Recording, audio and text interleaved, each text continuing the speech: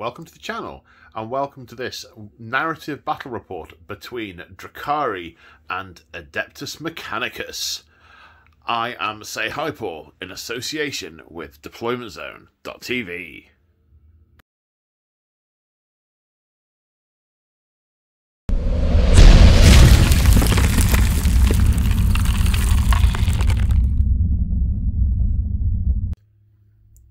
Today on the channel we continue our Drukhari mini-series, the Real Space Raid, where the Drukhari of this particular raid are trying to, let's say, encourage the rumoured Primaris Marines to appear in this sector of the galaxy in order that they may take them back to Commorrogh as captives. And in order to do this, they are causing more havoc than normal to the Imperial populace and Imperial infrastructure in a specific area of the sector, much more focused than their normal sporadic patterns, in order to try and provoke a response. This is part 2 of a 3-part series. If you haven't seen part 1, you don't have to watch it in order to watch this back rep. They are all standalone, but the story flows a little bit. That'll be in the back catalogue on public-y YouTube.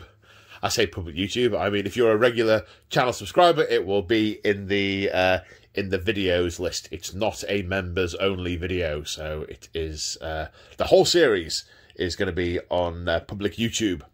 So before we delve into this in more detail, a couple of quick bits of admin that most of you will be familiar with, well, regular viewers will be familiar with.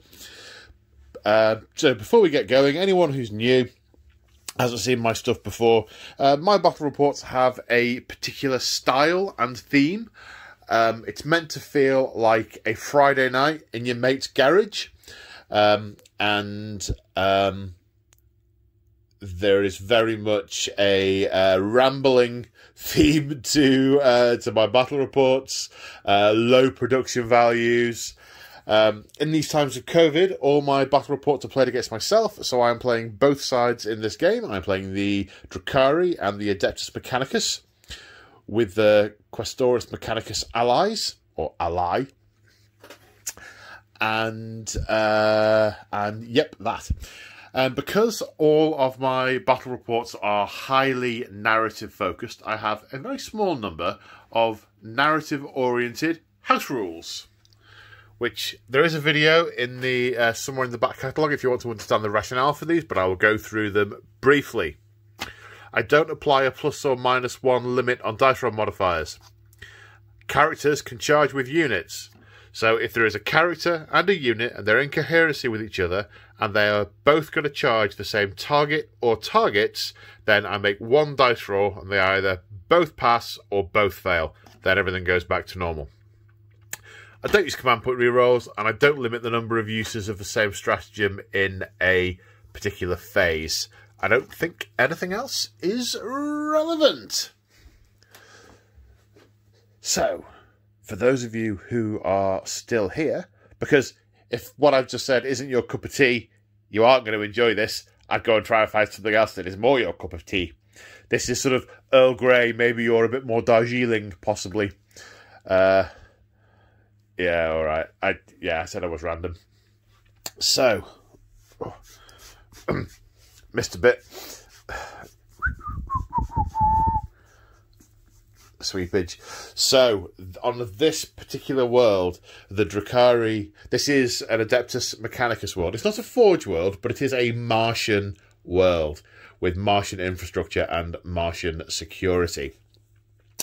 And the Drukhari have been raiding and taking many tech thralls and adepts, and really, you know, individually these personnel aren't vital, but the overall reduction that the world is now starting to suffer from makes it a vital depletion in the ability to continue with the vital business of this world.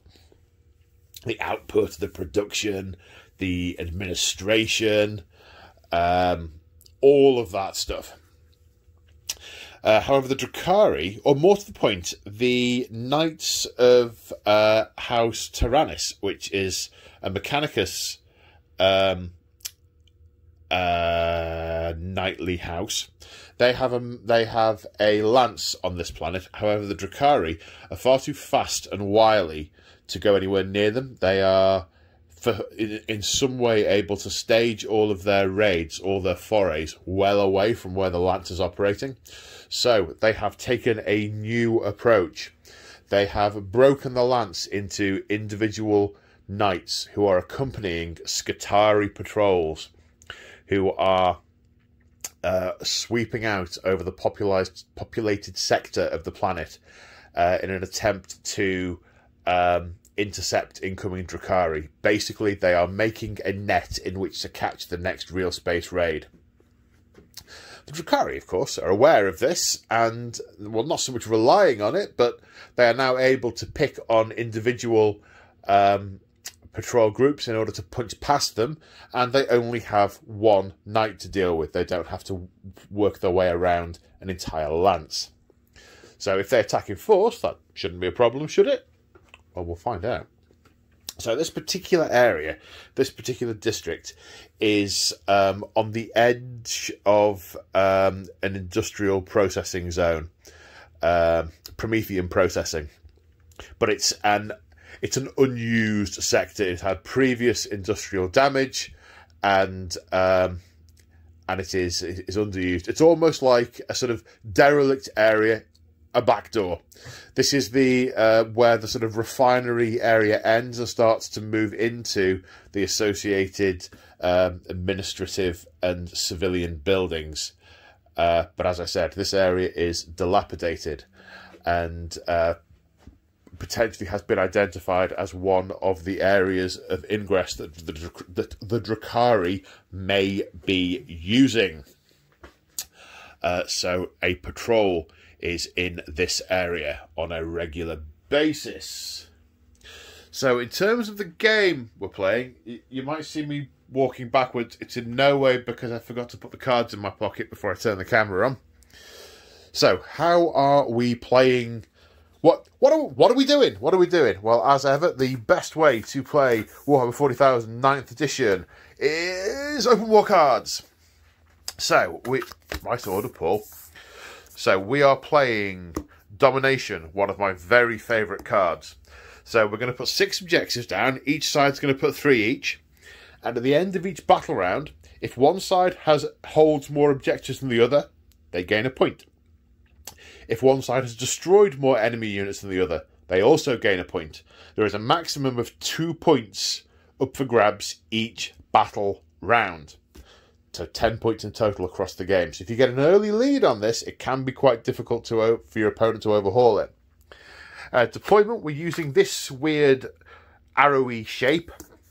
So we are basically having the Skitarii over here. No, we're not. We're having the Skitarii over here. See, I've memory. Yep, brain.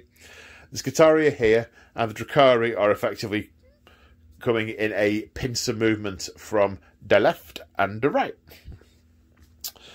And the twist is system interference. All of this dilapidated but still active industrial machinery. It's the atmospherics, the frequencies, the vibrations given off onto the Earth. It's all causing a massive scrambling and interference effect. Lots of malfunctioning or half-functioning machinery of various designs not working in concert.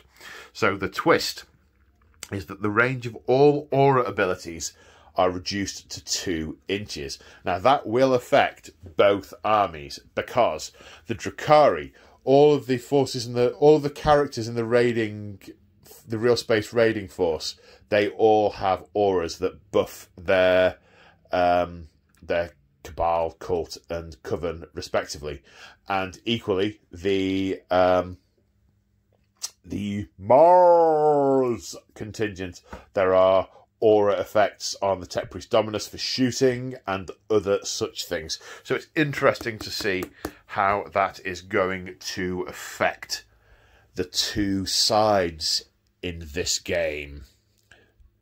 So without any further ado, let's take a look at the armies.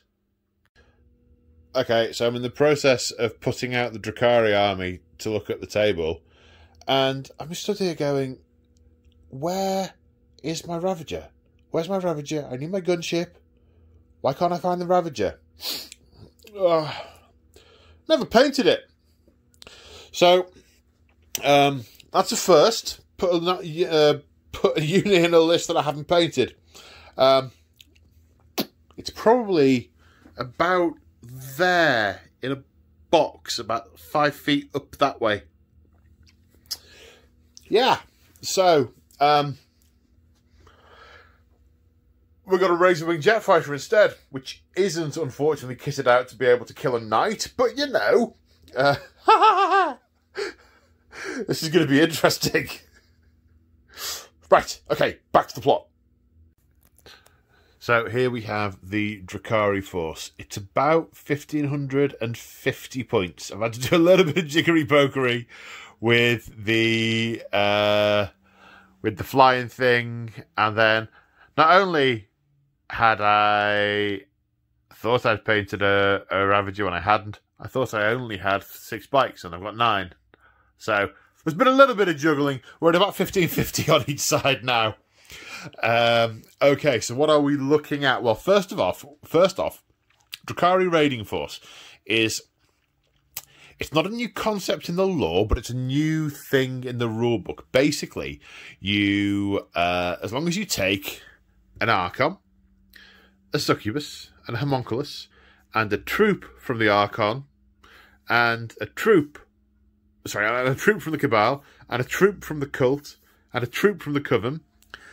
Each unit can have an obsession associated with its Cabal, Cult, Coven, and no one loses their obsessions because they're all different.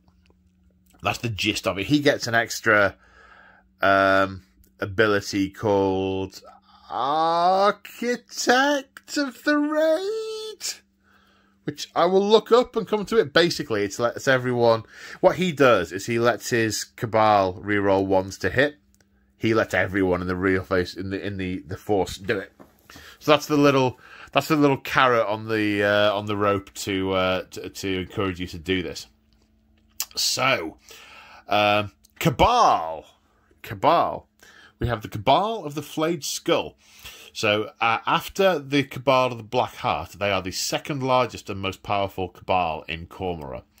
And they kind of control the air. They own the largest spires and many, many, many space docks. They are the masters of aerial shootiness. And they like flaying skulls. Yeah. Their obsession bonus is all their flying vehicles get +2 to move. And if you are a flying vehicle, or you're embarked upon a flying vehicle, when shooting at enemy units, they do not gain the benefit of light cover, because they're used to sort of like flying over them and shooting past them and stuff. So that is the Archon. His court, I'll come back to those in a sec, the Cabalite Warriors, Venom Raider, and not a Ravager, the razor-wing jet fighter. So what have these guys got? I better talk about these ones before I go on to the other bits. It's so hard to know what order to do these in. So the Archon is the Warlord, and he has the Warlord trait Famed Savagery, which is the specific one for the Cabal of the Flayed Skull. It gives him +1 attack and +1 strength, and he is equipped with a Husk Blade and Splinter Pistol. Now, the Archons, they do not trust their Cabalites because they're always trying to kill them and nick their job. So they invariably engage a coterie of mercenaries as their personal bodyguard. And in this unit, we have 2 Slips, a Medusa, and a Liliman. The Liliman is a poisons expert, which has got a mortal wound sword. Exact stats will work out if we get to hit anything with him. And I think she either gets an aura or there's a a stratagem that lets her give poison buffs to nearby units. Basically, she's like handing out the super nasty poison, like candy. Now, the Medusa is a strange creature that inhabits the webway that stares at things and steals their soul. And in its ever-growing lovely brain is where it contains the soul. And the Archon will just break a bit off and munch on it and learn all about his enemy. So it's like it's an auto-hitting D6 shot pistol, which I think is -2 AP from memory. Only my second time playing the new codex, so please forgive any mistakes. Well, you don't have to forgive them. Please accept they're going to happen. But hopefully they will be relatively few and far between. And the two slits are Brickard bodyguards who can shrug damage. They've got hard hitty sticks. They've got shard carbines, which are shooty things. And they can intercept damage for the Archon as long as they stay near him. So that is his court. They will be flying around with him in his Venom, which has got... Does it have trophy racks? No, it doesn't have either trophy racks or chain snares. I'm just looking at it. But it does have 2 splinter cannons. So we have then a unit of 10 Cabalite warriors, one with a shredder, and one with a shuriken cannon. The rest with shuriken catapults, one with a shredder, and one with a splinter cannon. The rest with splinter rifles. Do you see what I did there? They're riding in this raider, which has grizzly trophies and splinter racks. Now, they're quite cool. They're basically the vehicle is chocked so full of weapons it gets the passengers get a bonus. They treat the rapid fire weapons at being at double tap range no matter how far away you are, so it makes them a real flying gunboat. When I eventually get around to expanding each of my Cabal, Cult and Coven out to an army in their own right, I'm going to have loads of these just full of lads flying around shooting stuff. And a Dark Lance, which is a laser shooty death thing, D3 plus 3 damage, -4 AP, strength 8. Yeah, all of the flying gubbinses have got a 5+ invulnerable save, and the Venom is at -1 to hit as well for its flicker field. And the last unit in the Cabal is the aforementioned Razorwing Jet Fighter, the late substitution, the one who didn't even have his socks on when he got the call, which has a splinter cannon, 2 disintegrators, which are sort of like marine killing. They're like strength 5, -3, 2 damage, heavy 3. Very nice guns. Not great against knights. And a series of missiles, which have different purposes, which we'll come to when we get to them. We'll get to them when we get to them. To my left, we have the Prophets of Flesh. These guys are the most prolific dabblers in Commorrogh, with hundreds and hundreds of laboratories experimenting on all kinds of bizarre and esoteric things at any given point in time. These are nasty, nasty people. So the Homunculus is a standard loadout. It's got an I-Core injector, which does mortal wounds in combat, stinger pistol, and a scissor hand, which is means he does an extra couple of attacks. I spent a command point on Alliance of Agony, which, as long as I've got an Archon, a Homunculus, and a Succubus, they each get a Warlord trait. Whoop! His Warlord trait is Diabolical Soothsayer. You have 2 options with Diabolical Soothsayer. Either +1 wound, +1 toughness, or +1 attack, +1 move. So today I'm going with +1 attack, +1 move. And I've given him the relic, the Vexator Mask, which enemy units cannot overwatch him, which I thought would be nice. That'd be a bit cool. So he's going to have 7 attacks when he charges in and can't be overwatched. So, and they're poisoned as well, these attacks. So poison weapons wound non-vehicles on a flat number, which is normally either 2+ or 4+, depending on the weapon. The racks, the champion also has a scissor hand, and he has a liquefier, another chap with a liquefier gun, which is like a -2 AP flamer, and an os factor, which is it fires like a deadly toxin at one creature, and it hyper-metabolizes them to the extent that they then explode. Can't remember what it does, but okay, it's cool. And we have 2 Taloses. Now today, I'm not going to use them as a single unit, which means I'm going to have them at different points on the battlefield, and they will act independently. One of my pet hates is standing them next to each other, using them as one unit, but going, oh no, it's 2 separate units. So you can only shoot at one of them. That's not my bag. So this one has a Stinger pod, which has a random number of strength 5 shots, up to 2d6. And it has the... Oh, floaty Eva. Look at that. You wouldn't want that coming at you down a dark alley, would you? Or indeed, any alley. They're basically the equivalent of Dreadnought Fist. I can't remember. Micro Scalpels, I think they are. They're the hittier ones.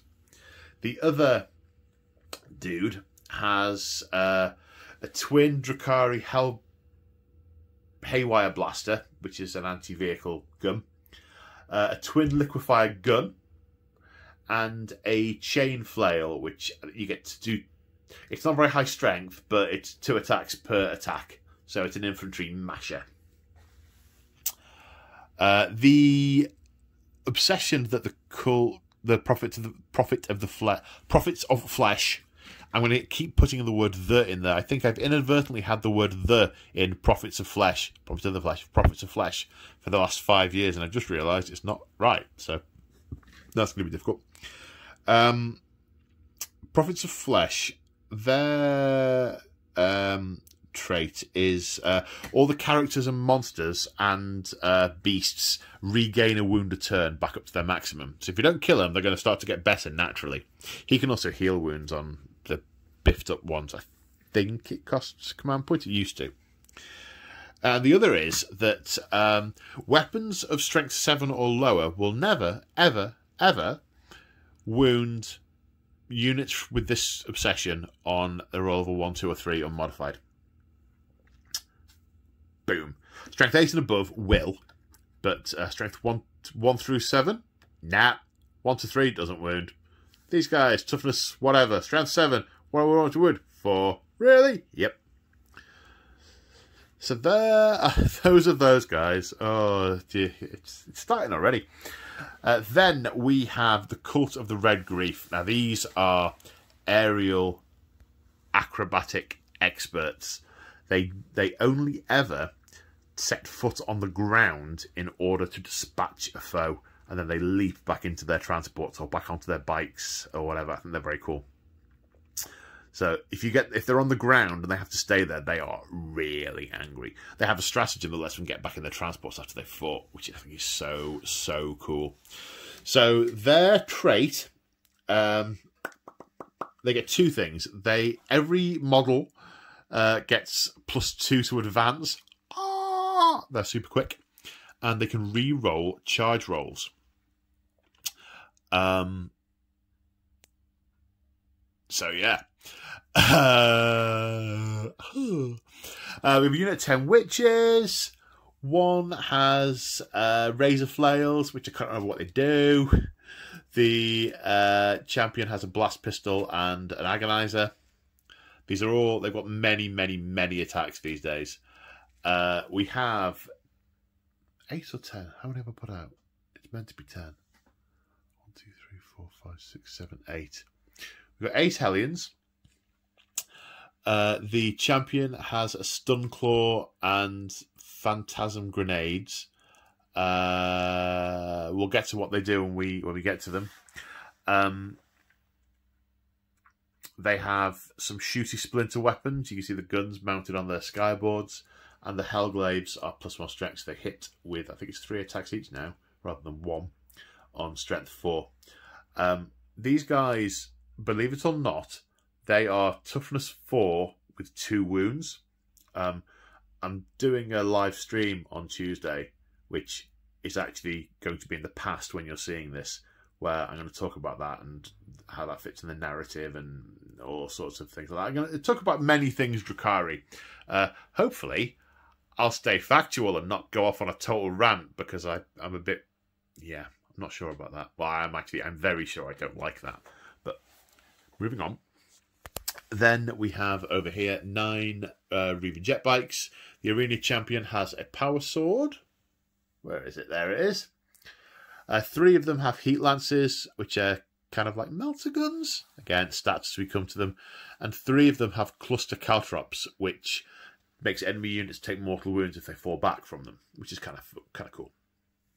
And we also have back here a raider with chain lashes things. One of the upgrades you can give them is basically chains underneath them, which makes them hittier in combat. So your raiders do better in a fight. Again, stats when we get to them. Apologies for being poor. This one has a disintegrator, so same gun as on here. Heavy 3, strength 5, minus a bunch, 2 shots. So 3 shots, 2 damage. So that is the Drukhari army. The succubus, beg your pardon. The succubus has a relic of the Bloodglaive, which is strength +2, -3, 3 damage. Spent a command point on getting the additional thingy. I'm also spending 2 command points during deployment. One on Screaming Descent, which is basically a flying unit can deep strike. Cost a command point. They're sort of up high and they come screeching down. Death. And another unit is going to come out of the webway. I haven't decided which yet, but I'll decide before I start deploying, obviously, because that's when the decision is meant to be made. And so, quick look to see if I've forgotten anything. I have forgotten something. Okay. So all of the Witch Cut units have combat drugs. It's like a list of abilities that you pick one and it buffs the units, or you can pick 2 to apply to a given unit, but they're random. You roll 2 dice. So I've given mine all different ones. You don't have to do that anymore. You used to have to. You don't anymore, but I think it's kind of fun. The witches all have Grave Lotus, which makes them strength +1 strength. The succubus has Hypex, which gives her +2 move.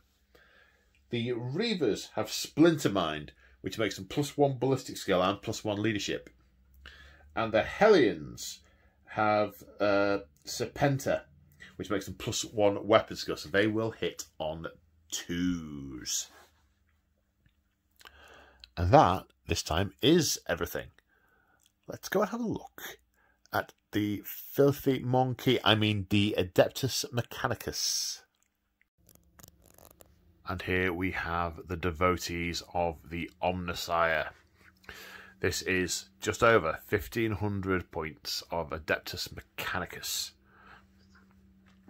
Because I did forget until I opened the book that the knight can actually is actually in the Mechanicus book. It's not in the Imperial Knights book.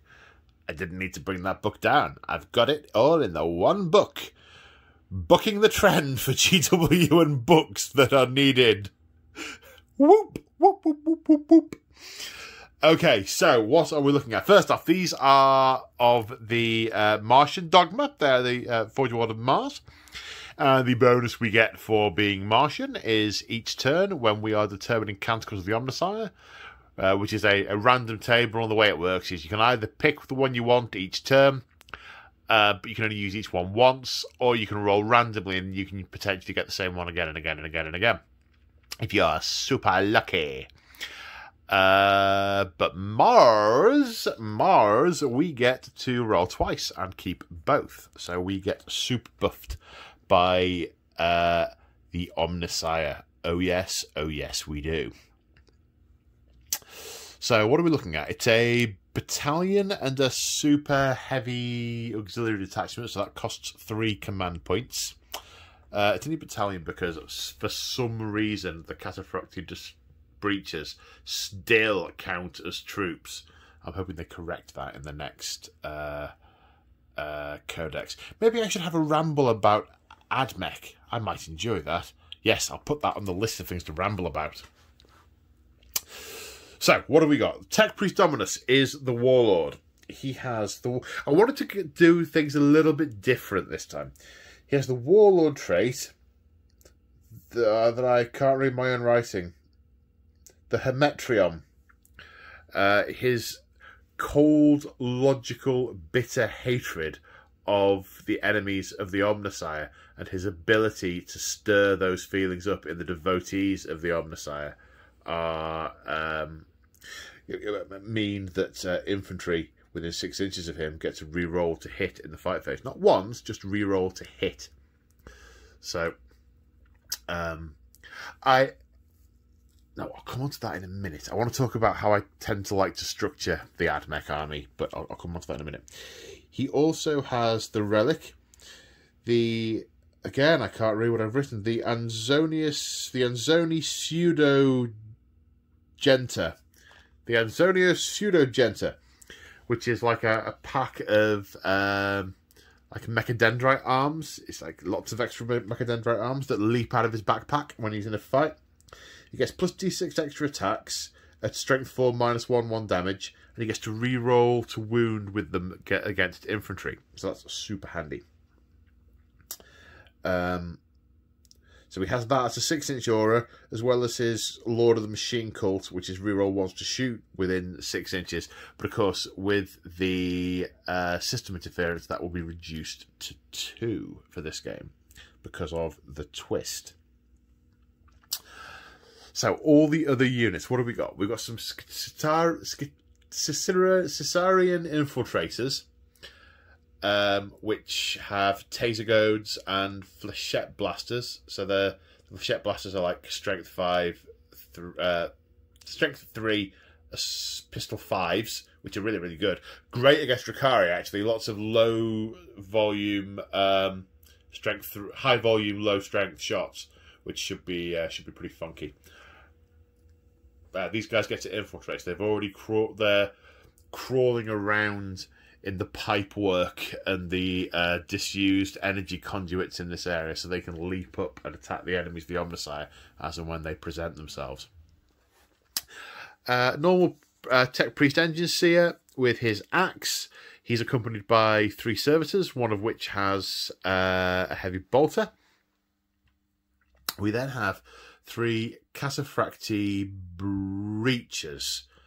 It's easy to remember because the breachers are the one, obviously breaching is going forward, and the breachers are the ones that get the extra armour to protect them when they're going forward, which is why they have the short-range guns, because they're meant to go forward, and the punchy weapons, so they've got the hydraulic claws, because these guys go forward. I know the stats for these guns are changing to make them long-range. Grumble, grumble, grumble. But for me, these guys are going forward. Their role is to roll forward and breach. So that's what they're doing. We have 2 Castellan robots with fists and flamers, led by a datasmith. So he will be accompanied by a datasmith. This bad boy in the background is their companion from House Tyrannus. This is a Night Crusader with a rapid-fire battle cannon, an Avenger Gatling cannon, a heavy flamer, 2 heavy stubbers, and a twin Cognis autocannon. It's the anti-aircraft cannon, he says, struggling with its name. So he's all guns. He's going to be a problem for the AdMech because he's going to be very hard for the Drukhari. He's going to be very hard to take down with what they've got, and he's going to put out a punishing amount of fire. I'm really interested to see how that plays out. I mean, if I had 1,500 points without the Knight, I'd be playing 1,500 points without the Knight, but I don't. And I really, really wanted to play the AdMech. So I think it will be really interesting to see. I am looking forward very much to playing it. We then have an June Crawler with a Neuro Laser and a Heavy Stubber. Neuron Laser, a big gun, big boom blow-uppy gun. We then have our stock Skitarii troops. We have 10 Rad Troopers, the Vanguard. They've got radium carbines and a smattering of special weapons. We've got 2 arc rifles and a plasma culverin. The Princeps has a power maul. It might have a different name. An arc maul, that's it. It's got an arc maul and an arc pistol. And one chap has an omnispecs, which removes the benefit of cover, I believe. But I'll check what that does before I use it. And then we have the rangers, the ones who are used to prowling and seeking the enemies of the Forge world. They have their rifles, which are long-range bada-boom. The Princeps has a power sword and a phosphor blast pistol. Two of them have transuranic arquebuses, which are the uber sniper weapons that can pick characters out. And that is the AdMech force. So now we're going to go on to the placing of objectives and deployment. Ooh, goody! Back in a minute! So it was an eventful deployment. Eventful because I managed to knock the chair over and total a rhino and a predator that were on the shelf. So they're now sat in a pile of bits, awaiting my attention, joining the queue. But that's not today's business. Today's business is this awesomeness. I'm so looking forward to this. So, objectives-wise, again, tricky to put down objectives for Drukhari because I'm playing to the theme of my cabal and my cult, and I don't have backfield objectives that I can just stick people on. I think as I expand the army, I'll get some additional cabals that are more into staying still, so I can put Cabalite warriors on them. But that's not what I have today. So most of the objectives that I placed for the Drukhari were kind of a bit further forward. So this was a Drukhari one. And the idea of putting that there was so that the AdMech player couldn't put one in range of that building there. So that sort of forced the deployment of an objective back. And I want to go into that building. The way I'm going to treat this building is I'm going to treat it as two pieces of area terrain with a sort of the footprint as diagonal across the bottom. Because I want a nice big terrain piece in the centre, but I can't say you can't shoot through that. I mean, just look at it. Oh, I've just realised. I don't think I said at the start about my house rules. The most important house rule is I always apply narrative common sense. If I see something that I find narratively jarring, I change it. Because it helps the narrative play out.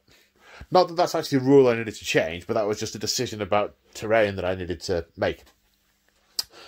So the Drukhari being split... I mean, it's... Against a very shooty army, it's difficult to know where to put Drukhari units, because with the exception of the Homunculus covens, they're all pretty brittle. Well, most of them are meant to be pretty brittle. They're all meant to be pretty brittle. Now, I could... When I was putting the racks down here, I thought, you're out of your mind. You're putting a troop unit that is very slow on the edge of the battlefield, rather than in the middle where it can go left and right. I thought, no, I mean, this is... I sort of see this as a sort of wave of Drukhari coming in from all sides. This isn't a sort of coordinated Space Marine assault. This is a disparate alliance. Okay, it has been masterminded, but it's not necessarily... You know, these guys are connected to the noosphere. They are very much, right, well, these things will be here and they can shoot. These can move forward and secure that wall, because that wall will be key to stopping the Xenos getting further forward. We've got fire support down this corridor, that corridor, that corridor, that corridor. We've got the Questoris can advance this way and cover that direction, that direction, that direction. Cut the fields of fire here. Services, they can hold this. They can stay there for some reason, which I'm yet to determine. Maybe they could hook into some kind of power supply that's in that crate. That's pretty thin. The Castellan robots with the Datasmith can run forward and punch these things all together. I've gone pretty heavy on the left, but then again I've put a knight on the right. Which the Drukhari guy anticipated the knight ending up there once all these units had gone down here. So I did think, well, I could go heavy over there. But then I thought, he'll just put the knight there. And he's right. He would have done. So, that my brain would have ached intensely if I'd fixated on optimal to make victory more likely for each side. So in the end, I've just put stuff down after a bit of thought, but not a lot of uber thought. So we've got Rax and Homunculus over here. Talos pain engine there. Talos pain engine there. We've got the Camelot warriors in the Raider and the Archon and his court in the Venom in the loo of this building, looking to move down to shoot what's in it and then get on those objectives. We've got the bikes around here. They've got some heat lances, so they might have a go at taking some of these out. We'll see. And the witches in their Raider are deep striking with screaming jets. There's a Drukhari objective that you can get out of your transport once you've deep struck, and the cult obsession means they can reroll charges. So there's a reasonable chance of putting the unit down, getting the witches out, and then completing a charge. The Hellions are in the webway, so they will appear somewhere, shoot something up, and then charge against. There's quite a bit of mobility with the Drukhari, but not a huge amount of table coverage. It doesn't feel like 1,500 points of Drukhari, I must admit. Anyway, and obviously the AdMech have got their infiltrators as well. The AdMech going quite aggressive with their sort of spearhead movement. And the Drukhari more sort of spread out and ready to reinforce, ready to use their mobility. These guys, they could go either way in a big way. The fighter can end up over there in a trice. So, without any further ado, let us work out who is going first. First dice for the... I was going to say AdMech, but that looks a little trite now. It fell out of my hand. Drop dice don't count. Right, first dice for the AdMech, second for the Drukhari. Drukhari win by a landslide. Now, do we want first or second turn? I mean, it'd be nice to murderize that knight in turn one, but it's not possible. The agony of choice. You see, this scenario was about jumping on objectives at the end of the battle round. So, I don't know if I want first turn.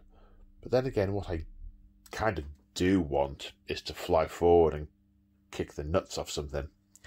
I didn't take it in the last game, so let's take it today. Drukhari, turn one. Okay, so you know all that stuff I was saying about holding things in reserve and popping up later and later game turns and all that malarkey. I decided, let's see what happens if I get hyper-aggressive. Now I've got the first turn. Because I was looking at power from pain and I was thinking, well, I want to be able to advance and charge, and I need to do that on turn 2, and if I hold back for a turn, then I'll get shot, and, you know, all these things. And then I thought, you know what, blow it. Let's have some fun. Let's see. I mean, just look at that picture. Those battle lines, those barges flying through like something out of Jabba's palace, and the Hellions coming in from the webway, and this Raider screaming down from the sky, and the witches leaping out ready to charge. It looks freaking awesome. So, sorry, yes, haven't really gone into my description much, and I've missed a unit that I haven't moved. 1 minute. So, starting over here, the racks have moved. There we go, the racks. They didn't advance, they just moved on to that objective with the Homunculus. I think they're going to want to see what happens over here before deciding what to do next. But that is an objective that the AdMech guy must take off me in his turn, or I've got it. Oh yeah, I think I missed in the description that you can see under his shoe, the Knigget is on top of Knigget is on top of one of the objectives here. Believe it or not, this is just a move from the Reavers. 18 inches plus 2 for being caught in the red grief. 20-inch move. In turn 2, they will automatically... They always automatically move, add 8, or is it 6? I think it's 8, for their advance. And then they'll be able to advance and charge and reroll charges in turn 2. Oh! But we'll see how turn 1 treats them going up against this bunch over here. The Talos has advanced. He's heading towards what can only be described as soft targets. Hopefully we'll do some lance damage to these guys and get some splinter into these meat sacks over here. Incapacitate them and take them back to Commorrogh, although they look like they've already been heavily modified. I don't know if we'll have any use for those. The fighter is screeching overhead, and we'll obviously make a turn next turn to circle around to here, but it's going to be firing all sorts of munitions and stuff in here as he goes. The Radar and Venom have moved on to that central objective and are going to start putting fire into these Rangers, who will not get their cover save because this is the Cult of the Red Grief firing. This is the Cabal of the Flayed Skull firing. It's in the movement phase of turn 1, and I'm late. I'm very late. I didn't set the table up last night. I set it up today because I had a problem with an Amazon delivery and I had to stay by the front door yesterday evening. Grrr, grumble, grumble. Back in the room. The Hellions have burst out the webway. 10 of them. I remembered the other 2. And they're going to put fire down into these servitors and then charge them. This Talos advanced onto that objective, and the raider came screaming down, and spending a command point on murderous descent, the passengers got out whilst staying 9 inches away from an enemy unit. Now, I've got an AdMech stratagem to shoot things that have just come in from reserve. So I'll be back in a sec. Okay, so for 2 command points, Info Slave Skull. I can use an infantry unit to fire at a unit arriving within as battlefield reinforcements in 12 inches at -1 to hit.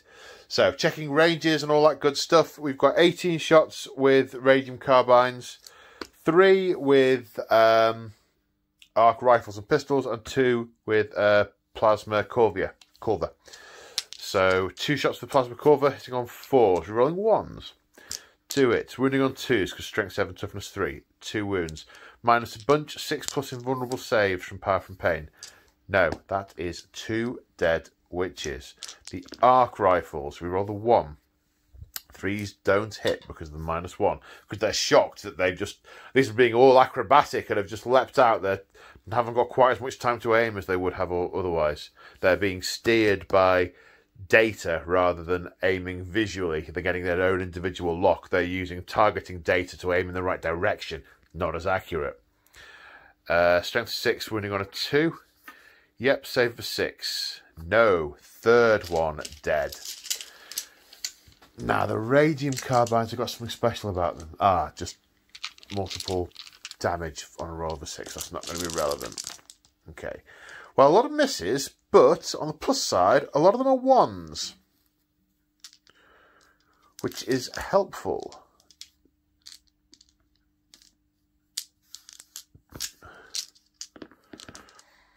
And 3 of those become hits. Wounding on 4, strength 3, toughness 3. 5 wounds, saving on 6s. None of them made. 5, 6, 7, 8 dead witches. Yowzers. That's practically the whole unit. But not quite the whole unit. 2 command points well spent, methinks. Right. So that's the end of the movement phase. Let me work out what I'm doing with the shooting phase with the Drukhari, whose turn it is, who've just died. Right. Should we start with that?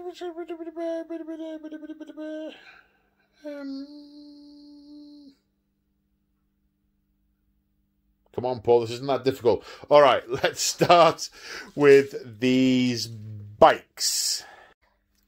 Okay, so we're going to have 3 heat lancers into the robots and 6 splinter rifles into the servitors. I could technically shoot at the data smith because they haven't got 10 wounds each, but I'm not doing that. I think that's wrong. So yeah, as they're zipping over, they're putting the poison rounds into the fleshy things and the white hot heat into those. So because they are high on Splinter Mind, Shatter Mind, Splinter Mind, their ballistic skill is 2+. The heat lancers are heavy though, so they're going to hit on 3s. -1, 2 misses. Strength 8, toughness. Need to check. So that's wounded. The Aegis protocol is in effect, so the invulnerable save is 4+, which is failed. D6 plus 2 damage. Flat. Nothing about range or anything. D6 plus 2. For 4. Leave, I think what's... Yeah, 6 wounds each, leaving one of them on 2. So close, those 2 misses, those 2 1s. Yeah, nothing I could do to re-roll those or anything. Then these various rifle shots into these guys, hitting on 2s. Wounding on 4s because poison. Saving on 4s because that's their armor save. 5, only killed 1. That wasn't great. The Talos Advanced is a Stinger Pod an assault weapon? A Stinger Pod is an assault weapon. Who am I going to fire it at? Fleshy ones, that's a pain engine. They can't feel pain. Well, they can synth shock, but it's 2d6 shots for 8. We advanced, so it's an extra -1, so it's hitting on 5s. 4 hits. Nice. Strength 5, running on 3s. Less nice. Saving on a 4. Another one bites the dust. Oh, I think the range of the os factor is larger now. Words. It's 2 foot, but sadly he can't see the fleshy things, so he's going to have to fire it at the thingy thing. Didn't advance, so just a normal hit roll. Hits. It's a poison weapon, so it's going to ruin the vehicle on a 6. No. Right, that's all this violence done with. Okay, so coming over here, the Court of the Archon are going to fire, and the Archon himself are going to fire into these Skitarii Rangers. The Venom, I don't have to declare it at the same time, but I'm going to. They're going to fire the Splinter Cannons at these breaches. You can see that one. There we go, past the edge. You see more than half of them, I'm happy with that.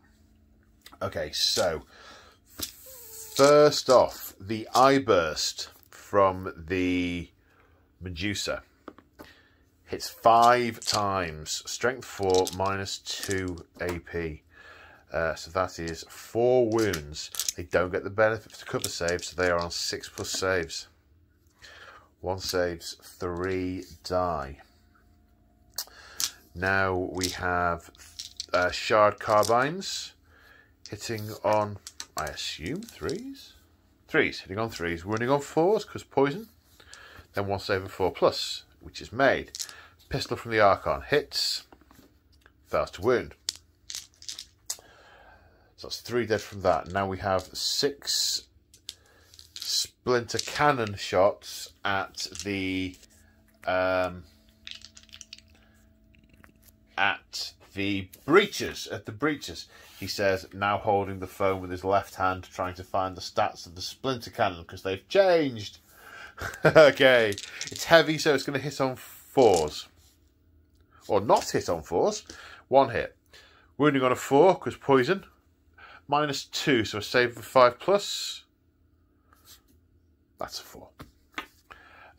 And it does 2 damage, leaving one of them, which will be the one that you could easily see, on 1 wound remaining. Okay. Okay, now the Cabalite warriors from the Raider. We'll sort the Raider out itself in a minute. Okay, the cannon is going down into the breaches, and all the other shots are going into the Rangers. There is a Shredder, which is D6 shots for 5, hitting on 3s because it's assault weapon. Strength 6, so wounding on 2s. Yeah, that's 2s. -1, so saves of 5+. 1 passed, 2 die. Then we'll do the splinter cannon down here, hitting on 4s because it's heavy. Wounding on 4s, no. Then we need 18 shots. There we go. Sorry, 16 shots for the other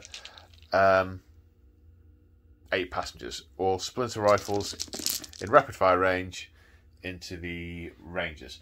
Even if they could be firing down here and still be in rapid fire range because the splinter racks. Love that. They can't reroll the 1s even though the Archon is stood right next to them because he's 3 feet off the ground. So that is a huge number of 4+. Look at that. Jiminy Jillikers. Now I'm rolling for to wound 4+. Less Jiminy, fewer Jillikers. Saves of 4+. 1, 2, 3, 4 failed. So another 6 die in total from that round, that volley of fire. Now the Dark Lance from the Raider will fire at the Oranga Dune Crawler. Hits on a 6. Strength 8, toughness 7, wounds on a 3. 5+ invulnerable save, which it fails. D3 + 3 damage. For 4 damage. So we just have the Princeps there, the Alpha, on left in the Skitarii Rangers. We want him dead because he's a point, or he's a potential point. He will aid in the acquisition of points, and point acquisition is important, and we haven't got any kills just yet. So the Hellions, whilst they are going to put all the splinter pod fire into the breaches, as was the plan, the Phantasm grenade launcher on the champion will go into the Alpha there. That's an assault D3 weapon for 3. He's hitting on 3s, or he's hit once. The way this works is I roll on 2d6 to try and beat his leadership. If I do, he takes a mortal wound. I do not beat his leadership. He does not take a mortal wound. He is not hallucinating greatly and like falling off and dying. Right, 20 shots from splinter pods at the breaches. Hitting on 3s. That's some good hitting. Poison, so wounding on 4s. That's some pretty good wounding too. That's nice. I like that. I like that. Weight of fire against 3-up saves. That's the 4th ed way of playing. 3+ saves. Yeah, that was a 1 or a 2, so that was definitely a fail. 2 fails. So this guy dies. And the next one goes on to 2 wounds. Ooh, not as successful as I was anticipating. Feels wrong to put some of these guns up at that guy. No, the Archon's there. He can be directing the fire. He can be instructing that pilot to put the fire over here on the disintegrator. Yeah, I'll take that. 3 hits. Strength, lots, toughness. Yeah. So those are 3 wounds. Now he is going to get the extra point of armor from this. So -3 to damage. So he's still saving on his 6s. No, 3 fails. He is a deceased alpha. Okay, so the Razor Wing Jet Fighter is going to put all his fire into the breaches. Let's see if we can take them out. It's very tempting to put the missile, to choose a necrotoxin missile and put them into the Vanguard, because it's a blast weapon. It's a 3d3, 2+ poison blast weapon. It's incredibly tempting. But no, the breaches are the target. So, disintegrators. Hitting on 3s. 4 hits. Nice and statistical. Well, everything's statistical. The expected, the mean, the average. Oh, something. My A-level statistics was a long time ago.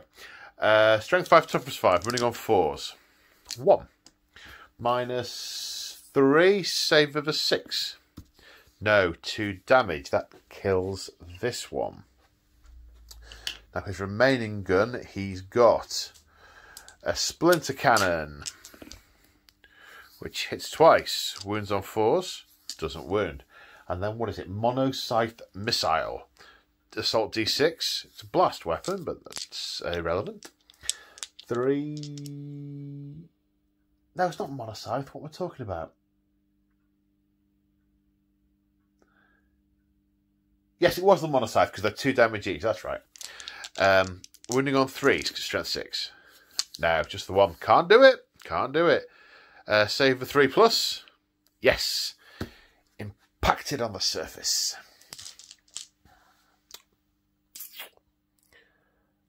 I think that is all the guns. She's got a pistol but is out of range. Everyone has fired and the breaches aren't dead. Right, let me do some considering for the charge phase.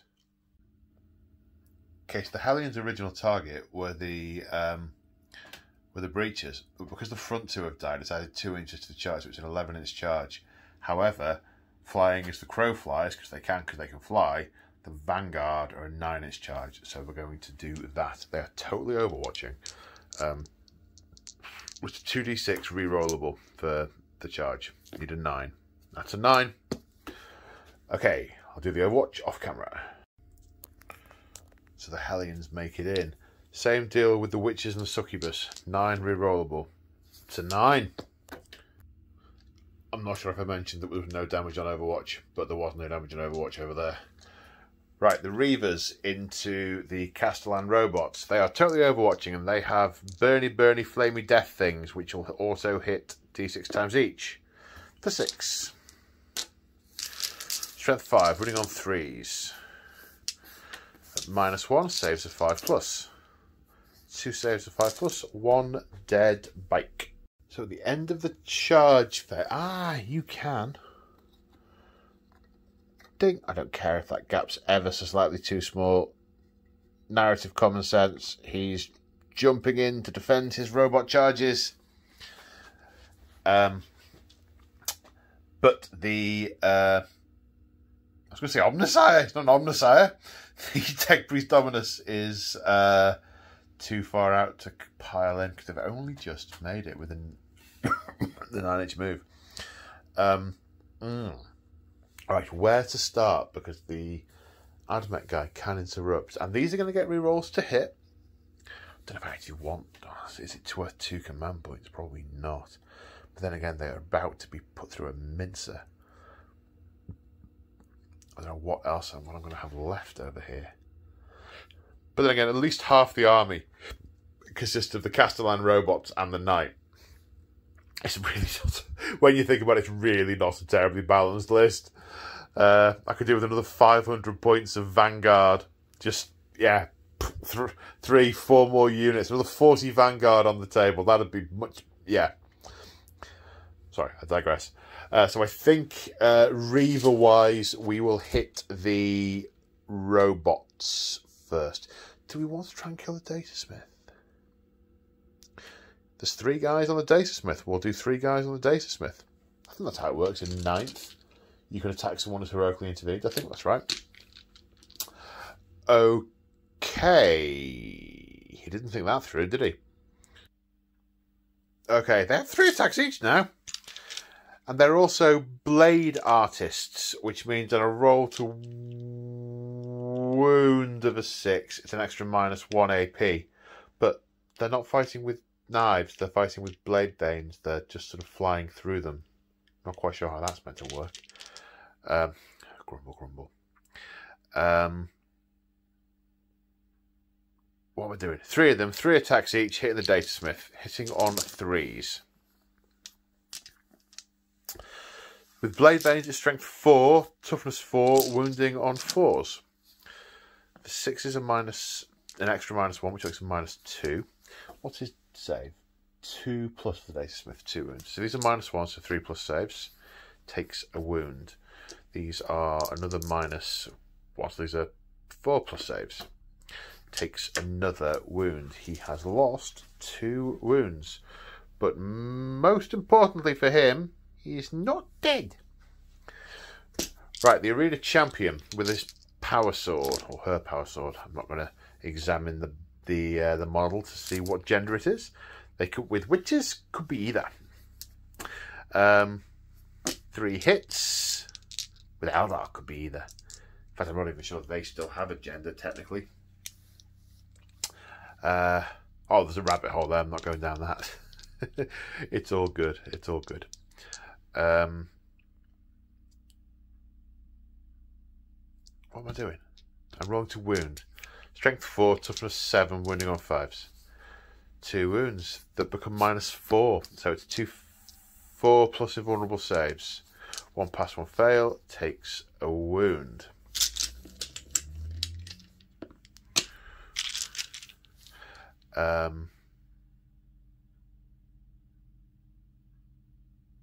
Hit on 3s with the other witches.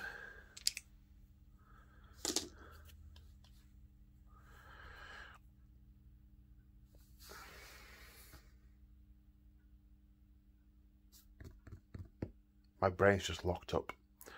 They're hits. So they're going to be wounding on 5. Strength 4, toughness 7, 5 to wound. 2. 1 at -1, which passes because the Aegis protocol, and 1 at -2, which fails. Does it explode? It does not, but that is a dead robot. And we get to consolidate. No, pile in is what we get. No, consolidate. Pile in, consolidate, whichever. We've done the moving thing. So the Hellions have piled in. 3, there's one of them that can't fight. 3 attacks each, 4 on the Heliarch. Strength 4, AP dash, 2 damage. Hitting on 2s because they are taking... What's it called again? Serpenta. Hit on 2s. Rerolling 1s because they're next to the succubus. Oh no, it's on the wound. It's on the wound with the succubus. Okay. You've got to be disappointed with that if you're an AdMech player. Sorry, AdMech dude. Oh, my guy's dying. Yeah, but on the plus side, I can't pick up dice. 1 minute. Table cam. Right. Strength 4, toughness 3, wound it. Drop dice don't count. I'll reroll that in a second. So wounding on 3s, rerolling 1s.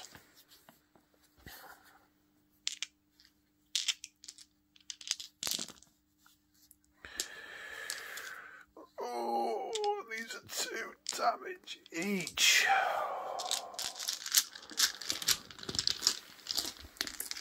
Saves of 4 plus, and I confidently predict they are all dead.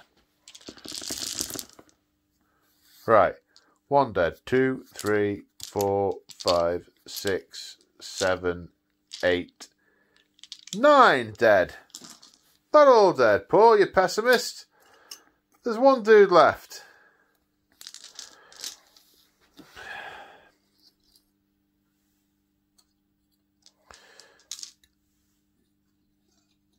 It feels like I should have interrupted, but these guys have now got the stat line of Primaris Marines, so really, what's the point?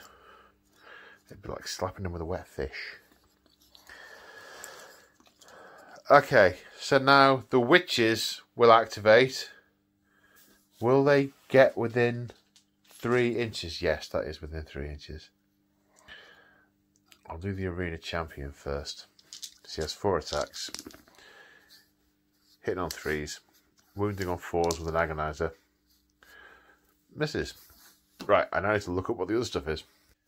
Gee whiz, razor flails basically give you 2 attacks per 1 on the profile, so that's 6 attacks this guy's rocking. Strength is still 3 though, so it's going to wound on 3s. We're rerolling 1s, but no 1s. -1, no, 2 of those were 6s, which makes them -2. So 1 on a 5+. No, he's dead. He's dead. Which means they can pilot. It feels wrong piloting them into the Dune Crawler, so I'm not going to. Yes, I'm just absolutely not going to. That's all the combat.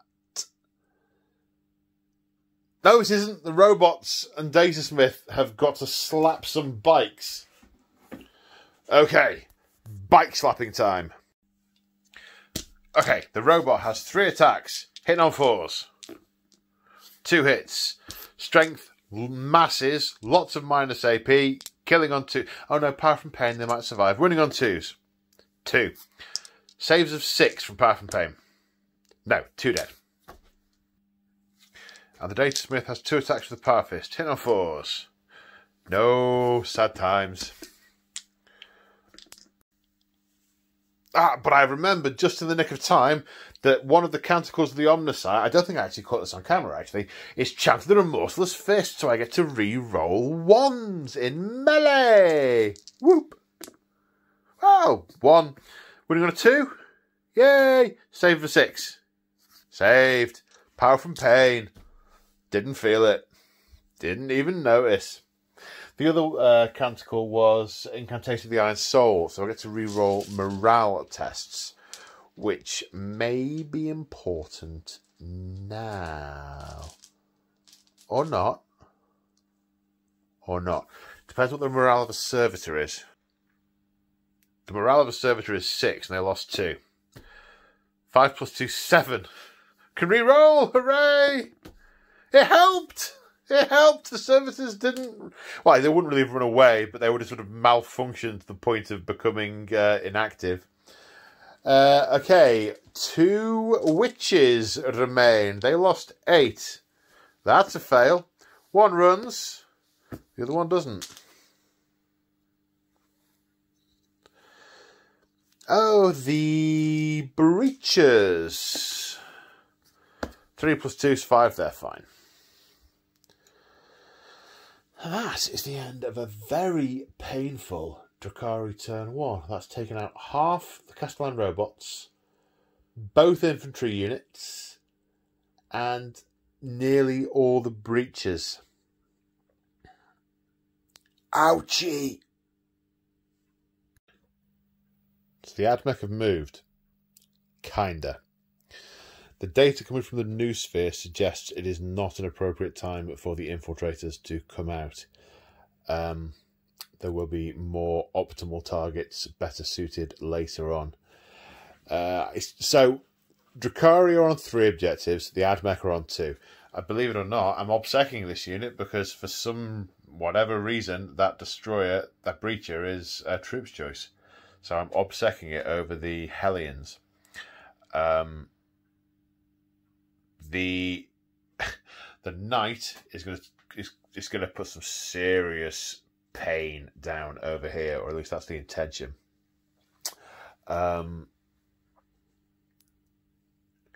The data smith has scanned these craft and has determined there is some kind of proximity mine on board. So has determined not to back away, instead to change to Conqueror protocol in the robot to give him double his attacks, or rather he can fight twice. Over here, the Dominus stays still and patched up the Dune Crawler to put it on 10, back to 10 wounds, only one off full. So other than that, no one's really moved. So I need to take the Drukhari off one objective so no one gets the point. And if I can get onto one myself, which I don't think I can, it's what I could have used the infiltrators for, but I think it would have been a waste. I think I'm going to need them later on when those guys hit the table. So I think I'm content to try and take them off one objective this turn. How many units did they kill? They only killed 2. Only. So if this turn we can take out that witch and that succubus to tie. The Hellions maybe. The Talos maybe. One of these flyers. It's not impossible. It's not impossible. Unfortunately, these things now require a knight to try and evaporate them. But, you know, we have a knight, so, you know, no harm, no foul. The Tech Priest Dominus, his Eradicator Ray is in Neeming death range of the Succubus. So it's going to try and ruin the Succubus's day in a minute once those Hellions are no longer there. And he can see it clearly through the melee of zipping skyboards. So yeah, very, very, very, very, very, very, very little movement.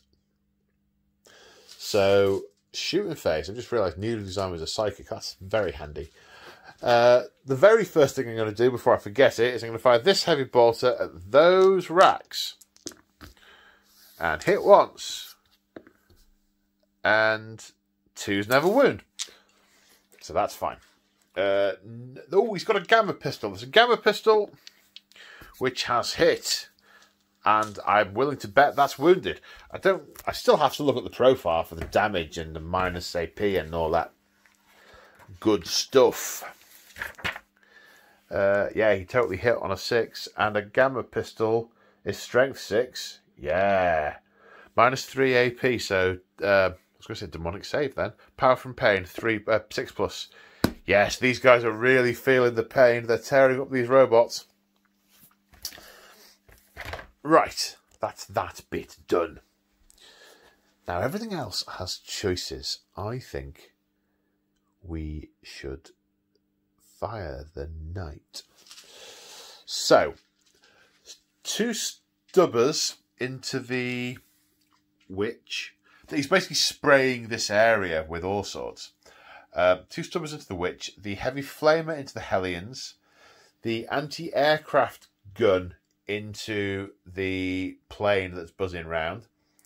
The battle cannon into the Talos. And the Avenger Gatling cannon into the Hellions. The Hellions are going to use the command point thing to make them -1 to hit, which has got a name, but it could be anything. So first off, the Avenger Gatling cannon, heavy 12, would hit on 3s, now hits on 4s against the Hellions. That is abysmal. That's the opposite of what the AdMech needed. Okay, 3 hits, and it's strength 6, so it wounds on 3s. 2. 2 saves of 6s.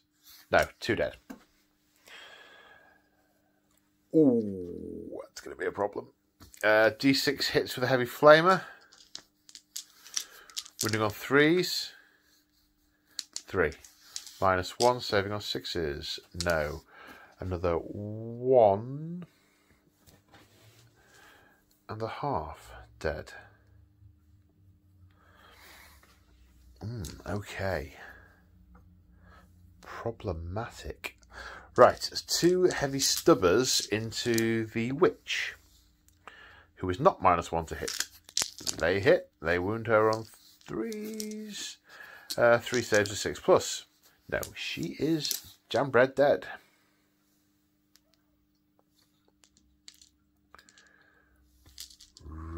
Right then.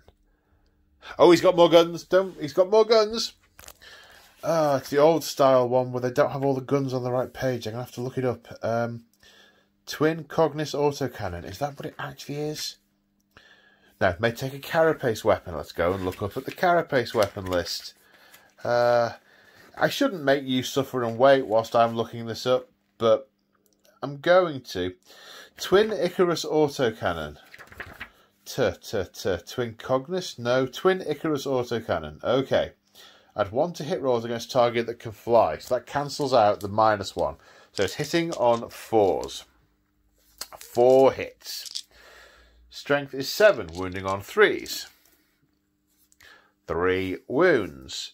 -1, saves of 5+. 1 save. So that's 4 damage taken by the Razorwing jet fighter, which has 6 wounds remaining. Okay, twin battle cannon at the Talos. For 6 shots. Hitting on 3s. 5 hits. Strength is 8, so it will wound on 3s. Ooh, 2 missed. Mine, oh, I don't know if the Talos' stats have changed. There's a lot of book back and forth. I do apologise. Talos has saved a 3+, -2, saves a 5. 1 save, 1 failed, D3 damage. For 1, which is shrugged on a 5. Okay, takes a wound. It's got 6 left. Okay, Mr. Knight. Yeah, you suck! Right. Okay. Oh no! I was so hopeful. Right, how can we try and recover from this? Right, Onaga Dune Crawler. We've got to get him off that objective or we lose a point. So neutron laser there, stubber into the Hellions. Stubber? 2 hits. 2 wounds. 1 save. That kills the one who was on 1 wound. Which is going to give the guy a clear line of sight to that succubus. I was taking them off from the objective. That was a mistake. D3 shots with neutron laser for 3. Hitting on 3s. 3 hits. Ooh, strength mega, wounding on 3s. Oh no, only 2. Minus a whole bunch, saving on a 6. No. D3 plus 3 for 4 wounds, which may be shrugged. 2 are shrugged. It's got 4 wounds remaining. Okay. Okay, the Casapon Breacher is going to fire his torsion cannon at the Talos. 1 shot, hits on a 4. That's not a 4, Paul. Ah, doing everything wrong. Right then. So, the Dominus is going to fire the Phosphor Serpenta at the Hellions and the Or should I? Should I fire the Eradication Ray at those things? Oh, she's going to absolutely murder us next turn. So, no, I shouldn't. I was going to fire it at her. Phosphor Serpenta at them. Which misses, but he can reroll. And misses. D3 shots with the Eradication Ray. For 3. Hitting on 2s, rerolling 1s. Strength is 6, wounding on 2s. She has a 4+ invulnerable save, which she passes once, which will save her. Because this does D3 damage at that range for 3, which I think puts her on 2 wounds left. I'll check that. So I think this is insane and suicidal, but I don't see an alternative. The thing is, I don't think I have enough attacks from either the Dominus or the Breacher to kill him in 1 hit. And then they can interrupt. And they do mondo damage back at silly strength. Well, it's not silly strength, but it's enough. It's strength 4. It's enough. And it does 2 damage. So, but if I don't do anything, I'll just get shot and killed next turn anyway, and I've missed the chance to take them out.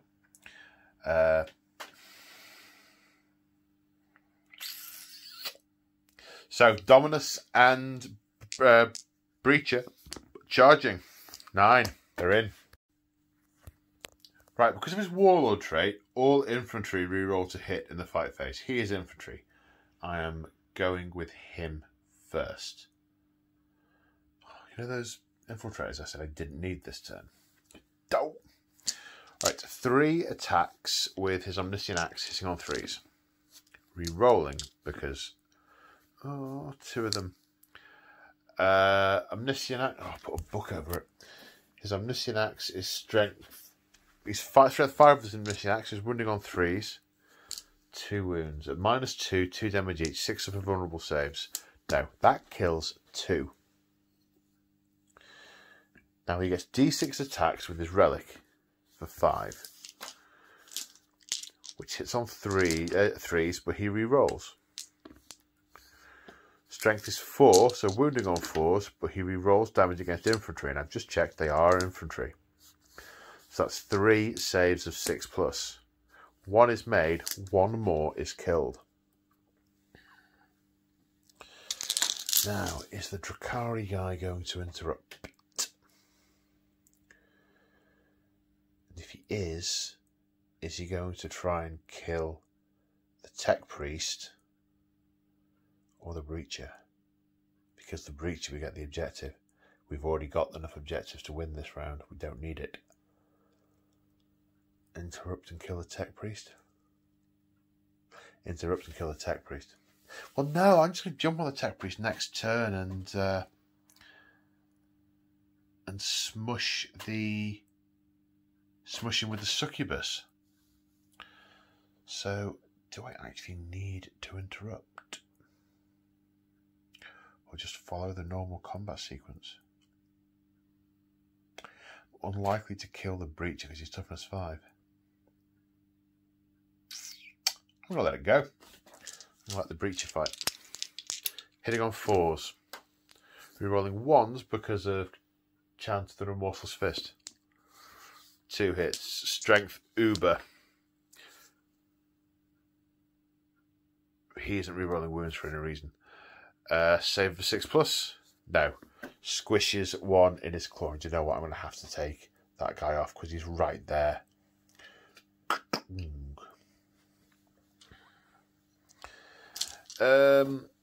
If we kill him, we won't have the objective.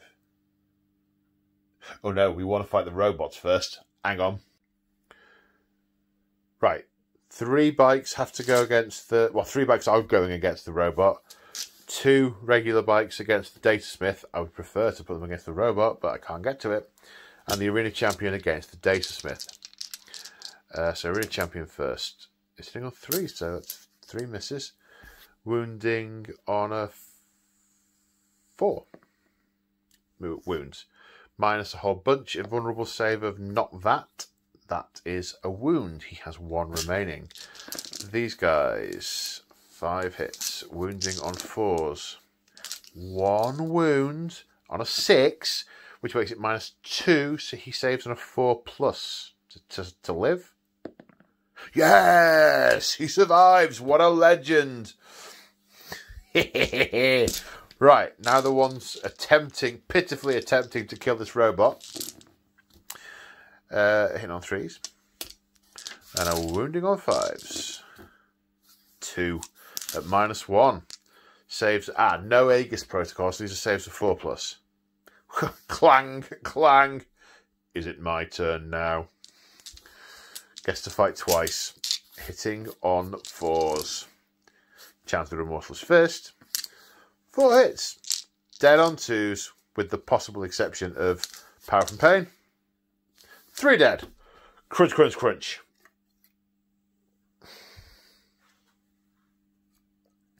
Yay! Something's going right for the AdMech. Then 2 Power Fist attacks. That's not going right for the AdMech! Okay, oh, he gets piling across, doesn't he? So we can follow up.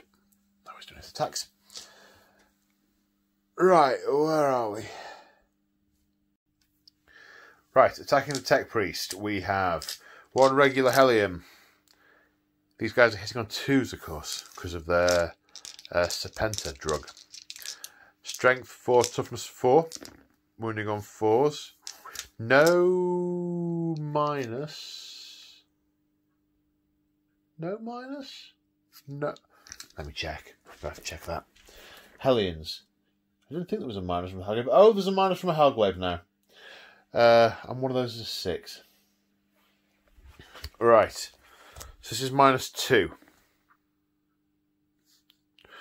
2 to 3 to 4 is a pass. These are minus 1. So that's a fail for 2 damage. Now the Arena Champion. There's no Arena Champion there. What am I doing? The other guy. It's just all the same. 3 hits. 3 wounds. This is a minus 2, which passed, and these are minus 1s, which both fail. Oh no. How many wounds does he have? It's not 7. As a squeal goes through the noosphere. Pray they don't. I can't not play it. It wouldn't be right. Use the stratagem in the 5 phase. An enemy warlord is destroyed by melee attack from a Drukhari unit from your army. Until the end of the battle, each time a combat attrition test is taken from an enemy unit, subtract 1 from that combat attrition test. I suppose the plus side is there aren't very many models left to take 1, which is a bonus in many ways. So yes, he gets laid low and his connection to the noosphere severed as he is dragged off to Commorrogh. What's this?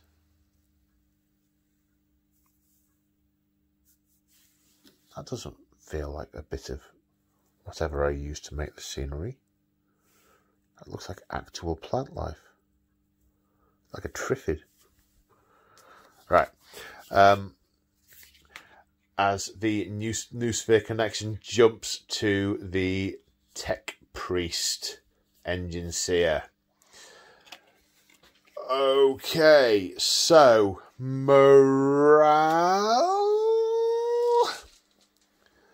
The bikes lost quite a few. 2, how many did they lose? It was less than 6. They're fine. The Hellions lost 8. They fail. 1 runs. The other one would run a 1 or a 2. That's not a 1 or a 2. So, at the end of the battle round, the AdMech, the Drukhari killed the Vanguard, the Rangers, and the Tech Priest Dominus. They killed 3 units. The Drukhari dead.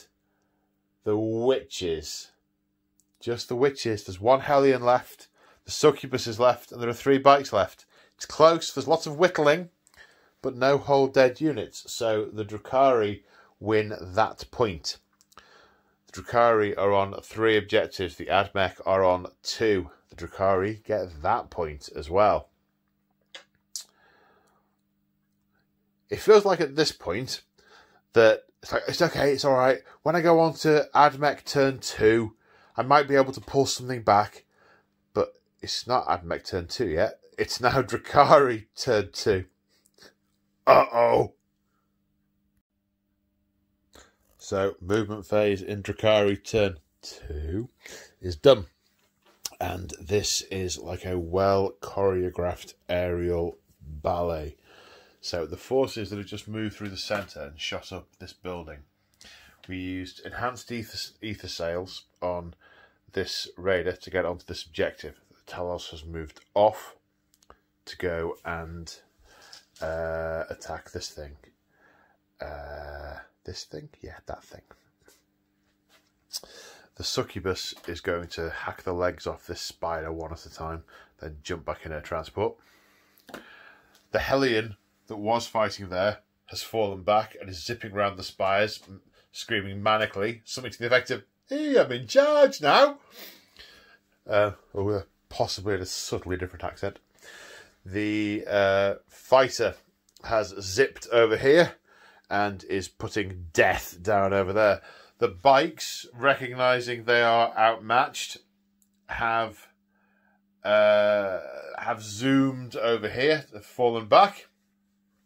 And the Archon, he's getting perilously close to that thing, but he's zipped round the corner here to help shoot these things off that objective.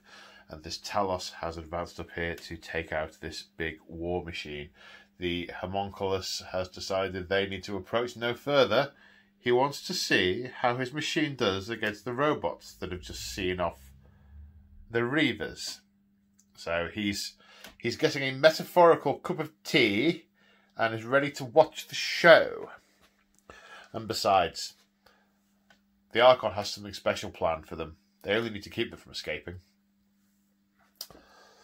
So that, I mean, it is... We are in forlorn territory for the AdMech. They have 1, 2, 3, 4, 5, 6, 7, 8 models left on the board at the start of turn 2. Goodness me, these Drukhari. Goodness me. Goodness me. Right then. So where are we going to start the rootin' tootin' shooting phase? Alright, let's fire the course of the Archon at the servitors. Shard carbines. No, get away, 1. Running on 4. 1. Dead. Then the eye burst hits 3 times. It's -2, so it just gets saves for 6s. Dead.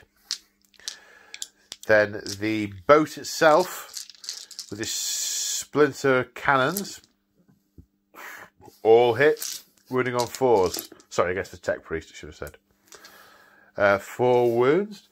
What is a splinter cannon? Does it have a minus now? I'm sure I checked this earlier, but my memory has a brain the size of a sieve. Yeah, illustrating my point. God. Come on. I'm trying to find the right page in the book. And I think I'm using my left hand to do it, but I'm not. That's why am I so useless at that? Splinter cannon -1. So he saves on 4s. 1 save, 2 get through, 4 wounds. He is also dead. So they are off that objective. He shouldn't have moved.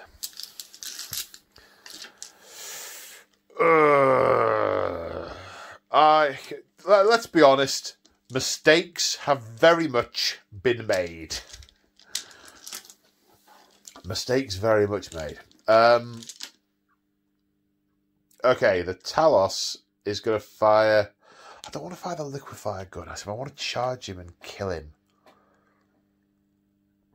But, hey, twin liquefied cannon. Oh, the haywire blaster's going into that thing, by the way. Okay, so that's 12 shots. And by shots, I mean hits. Strength 4, running on 5s. That's a lot of 5s. Where were you earlier? In the other guy's turn. -2, saving on 5s.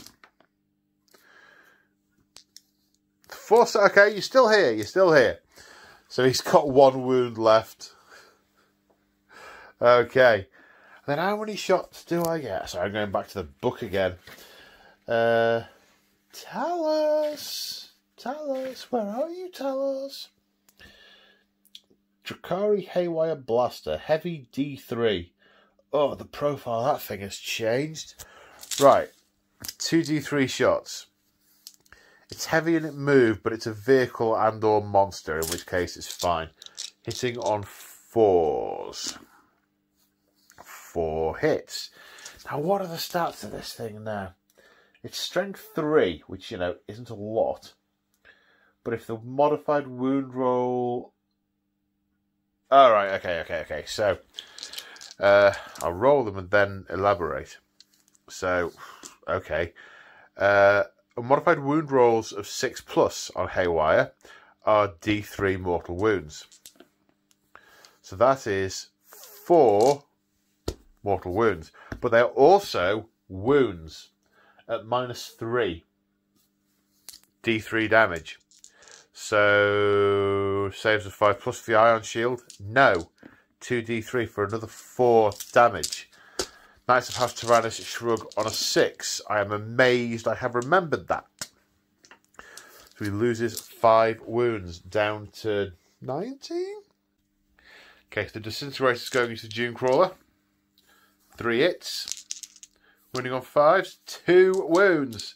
Saving on 6s. 1 saves. So that's 2 damage. Taking it down to 8. Which might make the difference. Right, the Razorwing Jet Fighter is going to put all his Neeming Death into this thing. Yes. First off, D6 shots with a Shatterfield missile for 2. Hit on 3s. Wounding on a 3 because it's strength 7. -2, save for 5. No, 1 wound. We'll do all the shrugs at the end. The Splinter Cannon, for what it's worth, 3 hits, wounding on 6s only. 2 wounds at -1, saving on 4s. No, 2 damage go through from a Splinter Cannon. It must have sort of shattered on the like the air intake and is gassing the Princeps inside. And then 3, 4, 5, 6 shots with Disintegrator Cannons. I mean, it's totally the wrong weapon for the job, but, you know, he fired at him, so he's going to fire back. Wounding on 5. No. 3 wounds to shrug. 1 shrugged. Down to 17 wounds remaining. Right, you can't fire because you advanced. Technically, I could fire the Shredder. I'll fire the Shredder at the... because it's an assault weapon. Fire the Shredder at that for 3 shots. Hit on 3s. Wounded on 5s. 1 wound. -1. Fails to save. Takes it down to 7 wounds.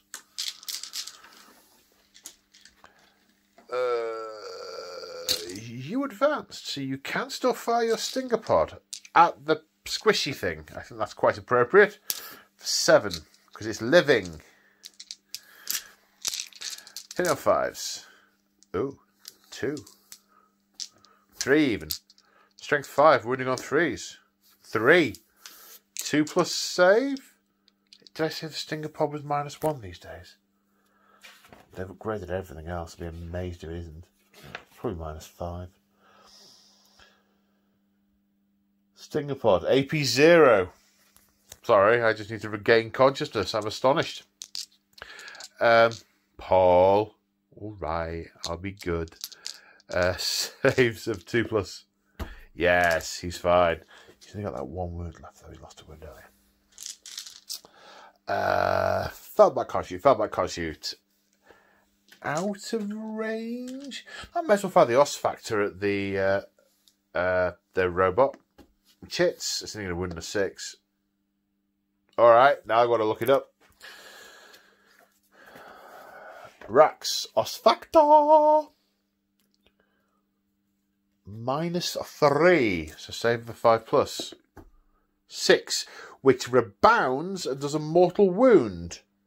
Which it will ignore on a 5+ because it's a rack. Which it doesn't.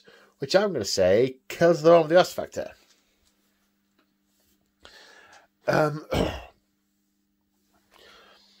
Liquefier guns. 12-inch range now. Where have I put my tape measure? Is it underneath this book? It's... Yeah, that was a good bet, wasn't it? Are liquefier guns in range? Yep. Now I'm going to do them separately because the rebounding might kill. Because I'm going to kill whichever one fired it.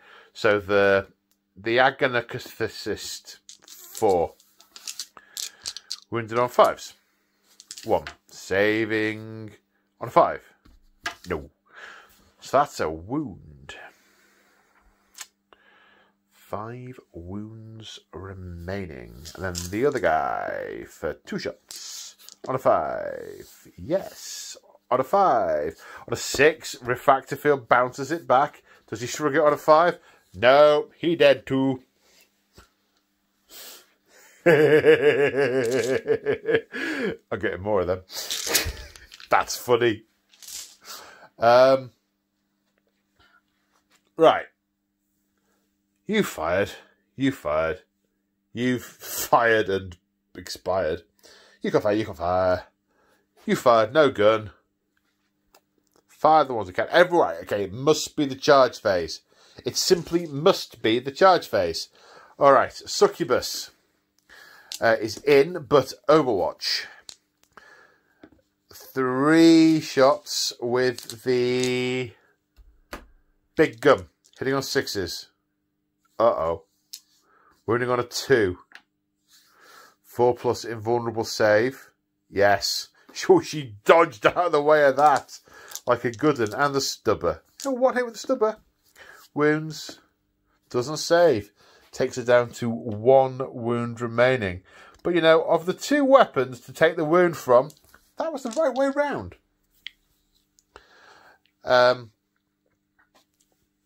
Talos.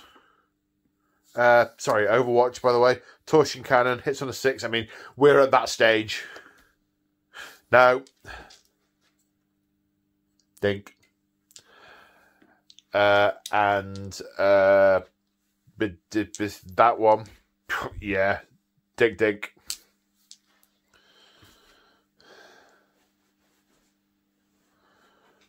Mr. Niven, he said, being far too squeaky. So starting with this Talos, you get 2 attacks for with the chain flash for every attack on the profile. Now their strength user, AP 0, damage 1, but it's such a cool weapon. If you actually look at the model, it's got like reels for these chains, and I can just imagine them being whipped around and flailed. Oh, it is a flail. Yeah, so cool. 10 attacks hitting on 3s, I assume. Yeah, 3s. Strength 6, wounding on 3s.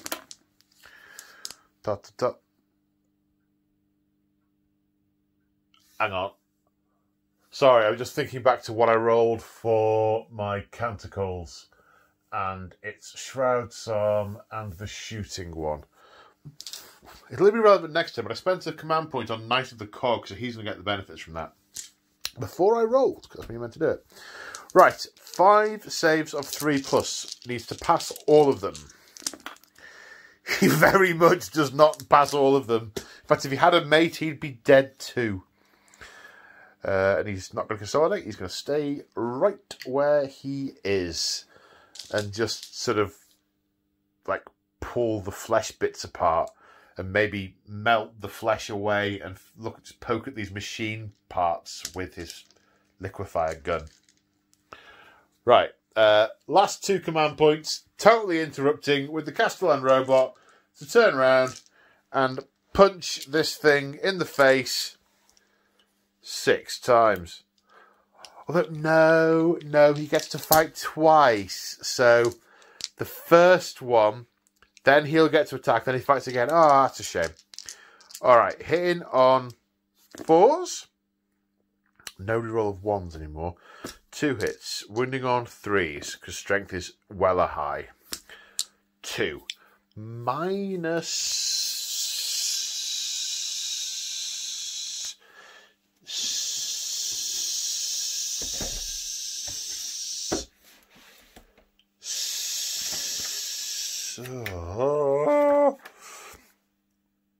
-3, so we are on the 6+ power from pain saves.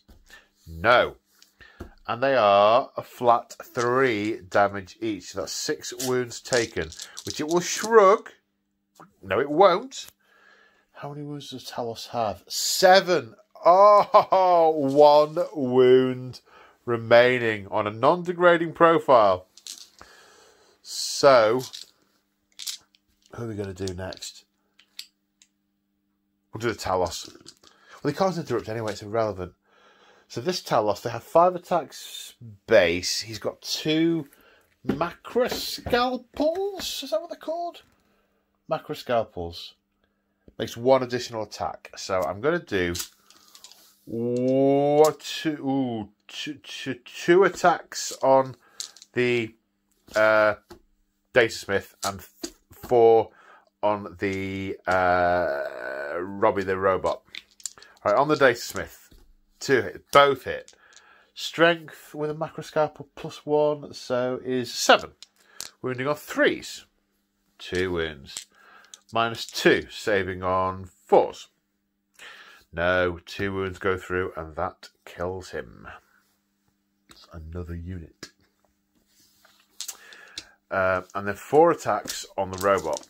Hitting on only 1 hit. The robot lives. Wounding on a 4. Yes. Minus a bunch, saving on a... No, the repulsive is just against shooting, so it's just saving on a 6 armour. No, for 2 damage, so it goes down to 3. Now the robot is going to get his 3 attacks again, because he gets to fight twice because of Conqueror in something. Conqueror Doctrina Imperialis Imperatives. Come on, 2, roll them to wound 3s. 1. -3, save for 6. No. Shrugging needs to shrug all 3, which it does not. Do they thrash about when they die? They do. No. Okay, so a very pleasing, if rare in this game, Drukhari death. That is only the 2nd dead Drukhari unit. And the AdMech have 3 models remaining. Oh, it's Succubus's turn. So with the Bloodglaive, she has 6 attacks, hitting on 2s. That is 6 hits. Strength 5, so it's only wounding on 5s. Hitting the floor. No wounds. She rerolls 1s to wound. No, she doesn't. She lets core units reroll 1s to wound because it's changed. So nothing. She's hacking away at the legs and doing no damage. Could a Dune Crawler kill a Succubus? No, it couldn't, because the Succubus is spending 1 command point on the Court of the Red Griefs special to, after she has fought, embark on an adjacent transport. Instead of consolidating. I think that's pretty cool. I thought that was cool in last edition. I think it's cool now. Hack, hack, hack, hack, wallop, wallop, wallop. Ah! Leg it! Dink! Right, let me take stock. Okay, so currently, as we go into turn 2 for the AdMech, for the 3 remaining AdMech models, the Drukhari are currently on 3 objectives. I mean, obviously, throughout the entire rest of the game, the Drukhari are going to have total dominance over the objectives, and I think we know the result. But I'm quite curious to see what a knight can do. And the AdMech won't back off. They need to hold here. They are going to follow the cold logic, and if that involves sacrificing themselves, which it clearly does in this instance, then that's what they're going to do. And they're not going to suffer the ignominy of doing it behind closed doors. They're going to do it dramatically in heroic fashion. So we have the Drukhari are on 3 objectives: 1, 2, 3. It's a long shot to get them off there, because there's not enough attacks from the robot to kill that many if it goes over and punches them. So that's not happening. I could... Is it worth even trying to change his programming? No, it isn't. It isn't worth trying to change his programming at all. What he can do, though, is hopefully walk onto that objective. He won't kill anything, but he'll take an objective. We haven't got anything fast, apart from the knight. then I can walk up, stand on that objective, shoot a bunch of stuff over here, and then kick that Talos to death. Oh yes, he can. So the slight problem is with the 5... 1, 2, 3, 4, 5. With the 5 models that the Drukhari killed last turn, that was 4 units. So to get the point on that, I've got to kill 5 units. So let's see, eh? Talos, 1 unit. Hellion, 1 unit. None of them over here are really... The bikes are a relatively soft target to the knight, but I'd have to keep the knight over here. I need him over there. Because I'd have to... Because this is the only way I'll get onto 2 objectives. Oh, sorry, I'm not looking at the camera. It's the only way I'll get onto 2 objectives, right? If I can run the robot onto that one and run the knight onto this one. So, I've basically got 2 units to shoot with. So those are 2 units dead there. If I can blow up the raider and then shoot the last wound off the succubus, that's another 2. And then blow up that raider, that's another 1. So I think what I do is I move the knight onto that objective, I heavy flame that thing to death, I put... Do I put all the fire into this? I want that dead, because what I want, what I really want, what I need is if the raider is gone before the Dune Crawler fires. The Dune Crawler is unlikely to kill the raider in one go, so I can't fire the Dune Crawler at it and then kill the succubus with the knight. It's got to be the other way around. So I've got to kill the raider with the knight, which probably means putting all the fire into it.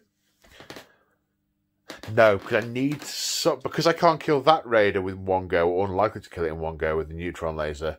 I'm unlikely to kill that one as well. So really, what I've got to do is I've got to take that out and soften that up. So it's probably Flamer into that, Avenger Gatling Cannon into that, and everything else into this.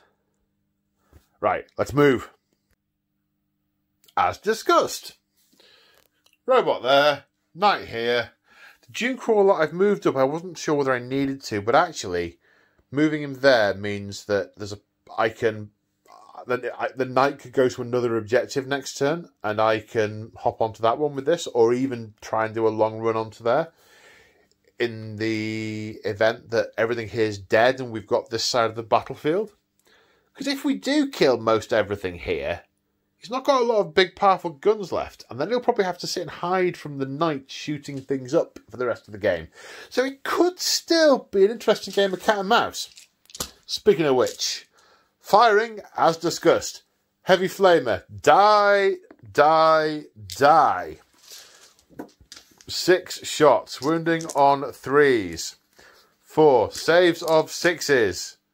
No, he died, he died, he died. 1 unit. Right, the Avenger Gatling. Let's do the Avenger Gatling Cannon first. 1, 2, 3, 4, 5, 6, 7, 8, 9, 10, 11, 12. Do you know what? We've got bucket loads of command points. We're going to do lightning fast reflexes on both of these. Why not? Why wouldn't the Drukhari player do that? They just would. So hitting on 4s. Rerolling 1s because of the Canticle. Because he's a Knight of the Cog. Oh yes he is. Oh, look at all those 3s. Right, strength 6. Winning on 4s. 1, 2, 3, 4, -2. Knight shield saves of 5+. No, 2 damage each. I think that leaves it on 4. Right then. The battle cannon. 9. Hitting on 4s. Ooh, not so good. Wounding on 3s. Oh, that's good.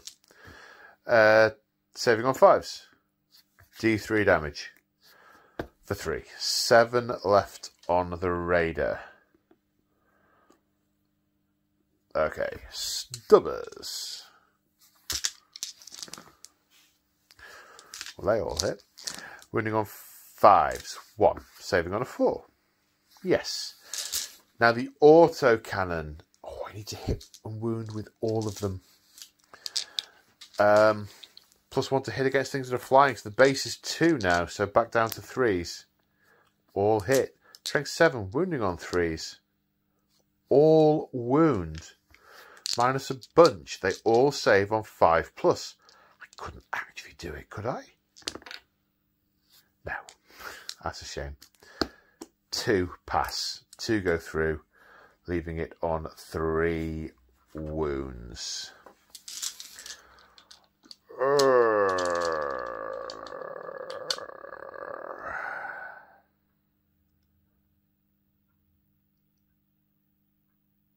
What I'm thinking now is who to fire the neutron laser at and who to fire the stubber at. Let me just see what he's like in a fight, just in case I could charge this thing and kick it to bits. Okay, not impossible, which has 3 attacks, but not terribly likely. So neutron laser into that raider and stubber into this one. We'll do the stubber first. 3 hit. No, 3 doesn't hit. It's -1. Wounding on 5s. 2 wounds. Saving on 5s. No, it's got 1 wound left. Oh, I am so going to run up to it and kick it in the knees. It doesn't have knees. D3 shots with the neutron laser for 3. Hit on 4s. 2 hits. Wounding on 2s. No, it's not 2s, it's 3s. But either way, that does it. Saving on 5s. No. So that's... I got that wrong earlier. It isn't D3 +1. It's just simply... that counts as 3. And that's 5. So that's 8 damage. Does it explode? No, but it is absolutely a wreck. 2 die in the explosion. Okay. The Dune Crawler. Charge. 11. It's keen. Come here, get some.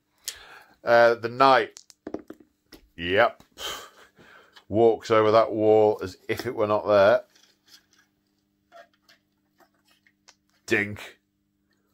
What is it hooked up on?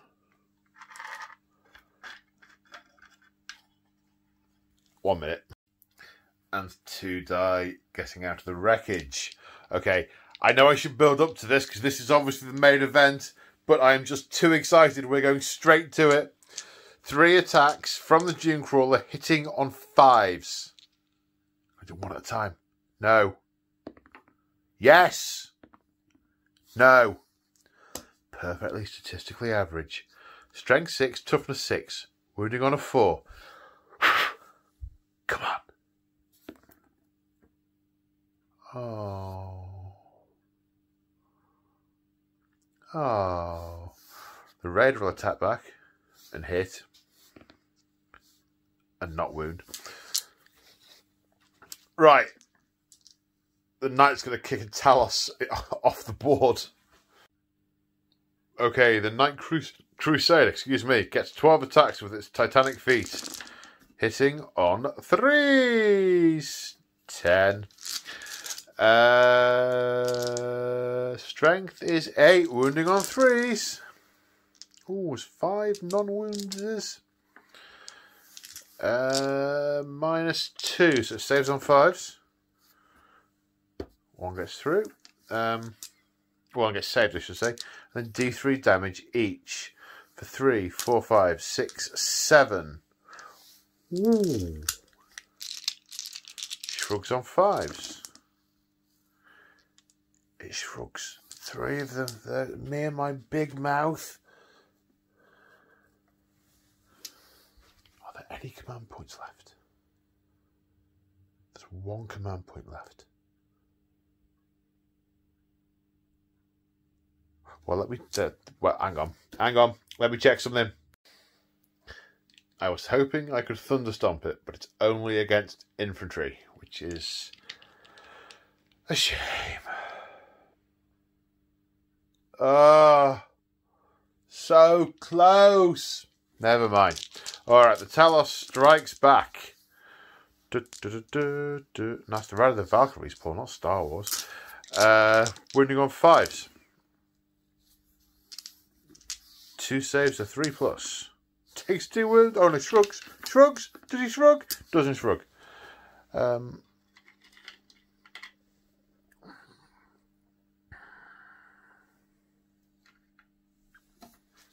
Okay. So, that failure... No, okay, I'm sorry. I am going to say that the Imperial Knight is holding that objective. I mean, just look. Just look. Narrative common sense. The Knight has that objective. But all that means is that it's a tie on objectives. No one gets the point. Equally, with the Talos surviving, and this Raider surviving, and the Succubus surviving, all on 1 wound each, it means that the AdMech destroyed 3 units. A Raider, a Hellion, and a Talos. But the Drukhari killed 3 Servitors, Tech Priest, Datasmith, and Breacher. So the Drukhari go into the lead at the end of Battle Round 2 by 3 points to 0. But the Drukhari have now taken a bit of a beating. I'm looking over to the dead pile, and there's a lot of dead over there. And without much prospect of realistically doing anything to this Knight. So, yeah, let's see what happens. So, movement phase done. The fighter is performing a very tight combat wheel, trying to turn as fast as the G-forces will allow to come back and get another run at that Mon-Keigh war brute. The Homunculus and his racks see no reason to move. Maybe the crates are full of, I don't know, rejuvenate treatment or something, and he's plundering the possibilities. The Reavers that were there have advanced a whopping 28 inches to get over onto this objective. The Archon is staying in the lee of the building and is in range of that objective and is going to attempt to shoot that robot to death. It's a little bit risky. If they don't kill him, he'll very much get punched on the robot's turn. The Talos has stayed in place. The Raider has limped off as far as it possibly can. I was like, oh, it can zip over here. And then I was like, it's knackered. I'm like, it can't zip over here. So the warriors are coming around the corner, ready to use potent metallotoxins to try and slag that.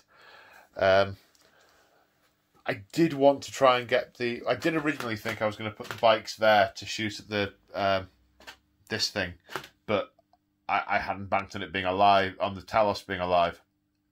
So the Talos, I think, can fire its Haywire Blaster into combat. It's got 15 wounds to get through. It's not going to get through with that. It's not, but every little helps, I guess. Okay. I don't think the guns of the plane can realistically fire anything. I know, strictly speaking, they probably could, but I don't think it's right. It doesn't feel fitting. It's doing a hairpin manoeuvre to come back for another pass, so I'm not going to do that, even though I probably technically could. So then, where to first? Twin Haywire Blaster, 2d3 shots for 2 shots. Hitting on 5s because -1. No. Twin Liquefier Guns for 10 shots. I might get 1. Wounding on 6s. 2. -2, saving on 5s. Got 1. Oh, shrugging. No, got 1. Okay. Right then, so we're going to spend 2 command points over here on potent metallotoxins, meaning the poison weapons will affect the vehicle as normal. So, first off, we have a shredder, which isn't a poison weapon. Let me just do that first. Wounding on... Sorry, hitting on 3s, and then wounding on 5s. No. So, the splinter cannon with the metallotoxin. 3 hits, wounding on 4s. 3 wounds. Saves... Oh, it's -1, saves of 4+. To get through, that is 4 damage, leaving it on 3 wounds. I'm not sure Drukhari needed this. I think it was a kind of fitting disadvantage, because that's what lances were for. Anyway, guys with splinter rifles. 1, 2, 3, 4, 5, 6. What's 6 times 2 at this time of night? It's 20 past 12. 3s.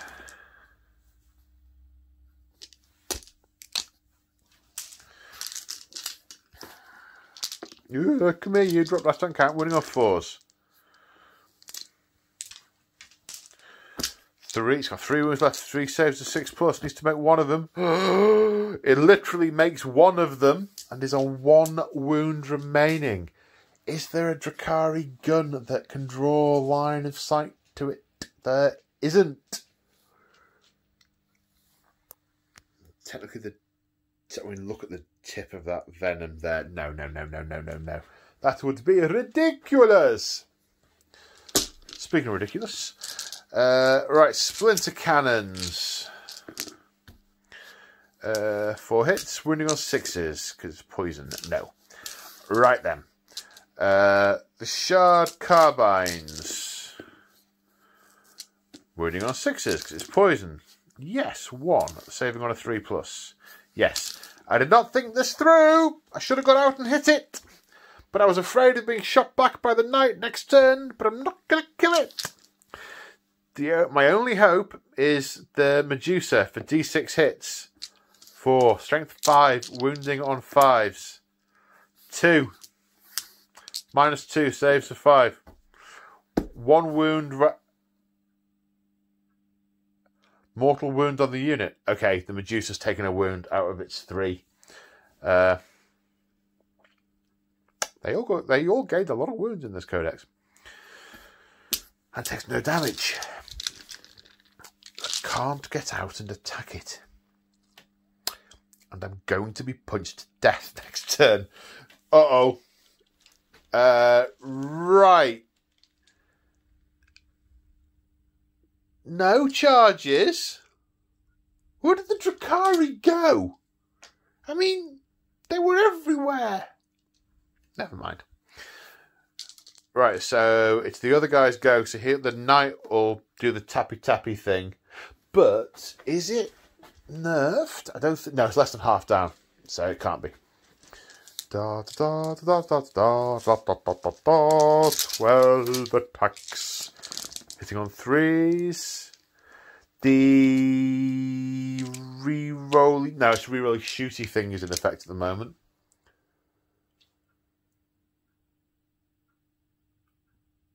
We're in turn 3. We're in battle round 3. Oh, both 2s. Don't get to pick. Don't get to... We only get the 1.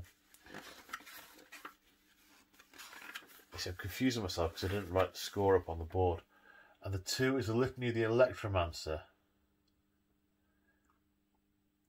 Roll a d6 for each enemy unit that's within 1 inch of an affected unit being rolled for... Hang on. 1 minute. So, the Litany of the Electromancer, it does mortal wounds, but it doesn't actually say when this happens. I'm assuming it's in the command phase of my own turn, which it is not yet. So, we'll come on to that in my turn, I think. I'll have to look up if there's an FAQ on that, but for the time being, that's what I'm going to go with. So, nothing's re-rolled. These are all hits that will wound on 3s. So that's 3 successful. Wound saving on 6s. 2 of them get through. 1d6 for 3 wounds. Shrugging on 5. Could he do it again? No. 2 wounds. Does it explode? No. Dead Talos. Okay, it is getting interesting. Oh, I moved him a bit too far. There we go. So, the knight has pushed on to this objective. He's going to kill them. It says here. The Dune Crawler has moved over to cover the knight as he's moved off this objective. The Castellan robot has moved forward to go and punch that venom to death. Now, I did think, oh, I'm going to have a problem because now I'm going to get consolidated. I'm going to get heroically intervened into, but I've got my sequence wrong. So he should be able to destroy the venom, and that will push the passengers further that way, so he could end up controlling that objective. Now, I've just been and checked the rules and checked the rules and checked the rules. Well, the app, so you know it could be anything. But aircraft aren't blocked by obscuring terrain, and neither are big units. So, I mean, this aircraft, it's up here, right? It's flying over the battlefield. And even with even if I were to do rules as written, which I don't do, you can actually physically see the model through the windows.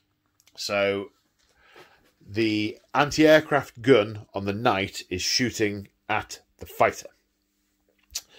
The battle cannon on the knight's going to shoot at the thing I'm pointing at, and everything else is going to go to these warriors.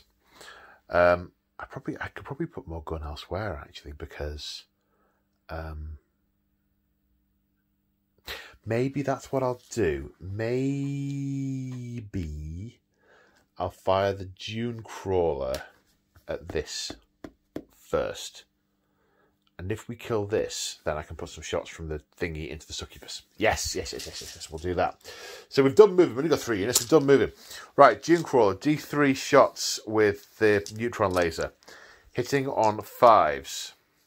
2 hits. Wounding on 3s. 2 wounds. There were no command points for any minuses to hit or anything. Saving on 5 plus invulnerable. No, it's dead. It's dead, and dead all over. Does it explode? It does, but that can't kill anyone. Ironically, can't kill a passenger anymore. Does the passenger die? No. Oh, no, it doesn't. The 1 is not the 6. Yes, of course. So she can get out athletically.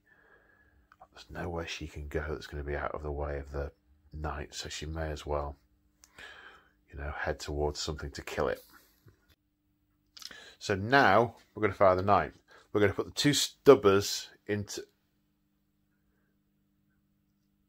No, we're not. We're going to use the Avenger Cannon. Not because it's more suitable, but just because the way he is, if he turns his torso and sprays her with that gun as he's running this way, I think that's cooler. So he's going to kill her. The ironic thing is, the AdMech are going to take about 4 or 5 units this turn, but the Drukhari haven't taken any. So they're like using all the soft kills for later turns. Okay, hitting on 3s. Wound on 2s. That's all of them. Invulnerable saves for 4+. She's dead. Oh, crikey. 10 wounds. Splat. I don't have a great amount of targets for everything else, but I didn't really think about where all the guns were going. I knew I was putting the anti-aircraft gun into the aircraft. The battle cannon doesn't have a good target, so it is just going to shoot at them. They're just getting murdered. But the first thing we will do is fire at the aircraft, which is in range, because it's 48-inch range. Super nice. Hitting on 3s, because the +1, -1. 3 hits. Wounding on 3s. 2 wounds. -1, saving on 5s. No, it takes 4 wounds. It's got 2 remaining. I'm not sure of how likely a strafing run's going to be now. Okay, so we'll do the battle cannon first. It's a blast weapon, so that becomes a 3. That becomes a 3. 6 shots. Hit on 3s. Alright, 5 misses. Dead. Oh no, power from pain. I mean, that you'd have to have an awful lot of power to get through that amount of pain, but okay. Heavy flamer. 4. 3s. 6 up saves. No, 3 more. Stubber. 3s. 5s to save, because there's no minus on this. Kills 1 more. 3 left to get trodden on. Charge! In. No CP for Overwatch, sadly. In. Dink. No interrupting.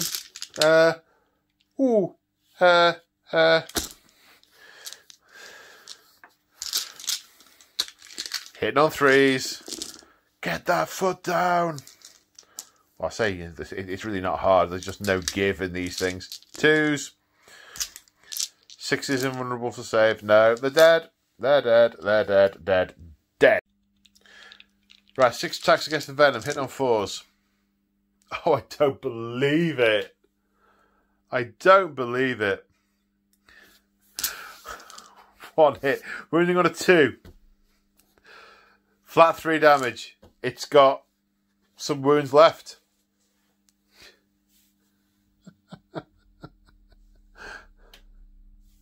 It's got 3 wounds left. Although, Litany of the Electromancer, it might take D3 mortal wounds on a 4+. Might take 3. Takes 2. Right, I need to see how many wounds it's got now. Okay, I thought it had 6. It does have 6. So it's got 1 wound remaining. That's... Would you credit it? Okay, so at the end of battle round 3, the AdMech have killed 3 units, the Drukhari have killed none, so it's a point to the AdMech. The AdMech are on 2 objectives. There is 1 contested objective that no one controls, and the Drukhari are on 2. No one gets that point. So at the end of battle round 3, it was so close to being pulled back. It is 2 points to... it's a total of 3 points to Drukhari, 1 to the AdMech. What are the AdMech gonna do? The Drukhari gonna do? What are they gonna do? There's nowhere I can put that plane that's safe. I mean, I could try and tuck it. I could fly it off the battlefield, but there's always going to be a subsequent turn to do something with it.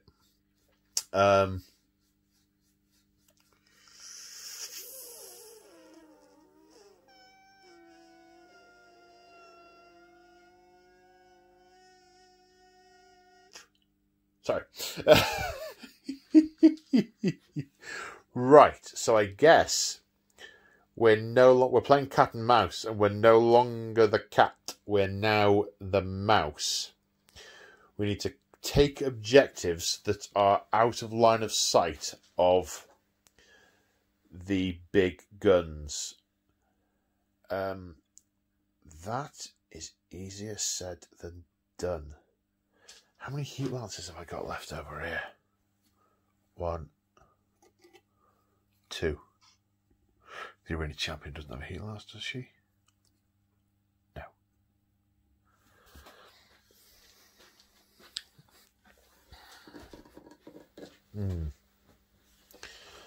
Now I could get out here and run up and clobber him.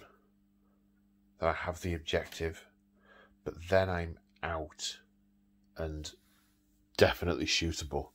I'm not sure that's worth it. Maybe what I need to do is pull away and hide. pull away and hide. I can't shoot because I haven't got enough command points to use deadly misdirection or whatever it's called.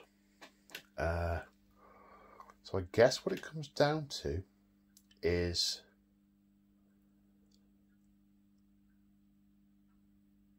okay, so what I think I need to try and do, I think I need to try and kill the Castellan and the Onager. There's only 4 wounds to get through, so in theory, not too difficult. I think the Venom needs to pull back and go onto an objective. And I guess it's maybe the bikes coming around the corner to shoot the Onager, and the plane, if I can get a tight enough turn on the plane, I can maybe get some fire into that that robot. Right, tape measure time. Okay, difficult choices. Very difficult choices.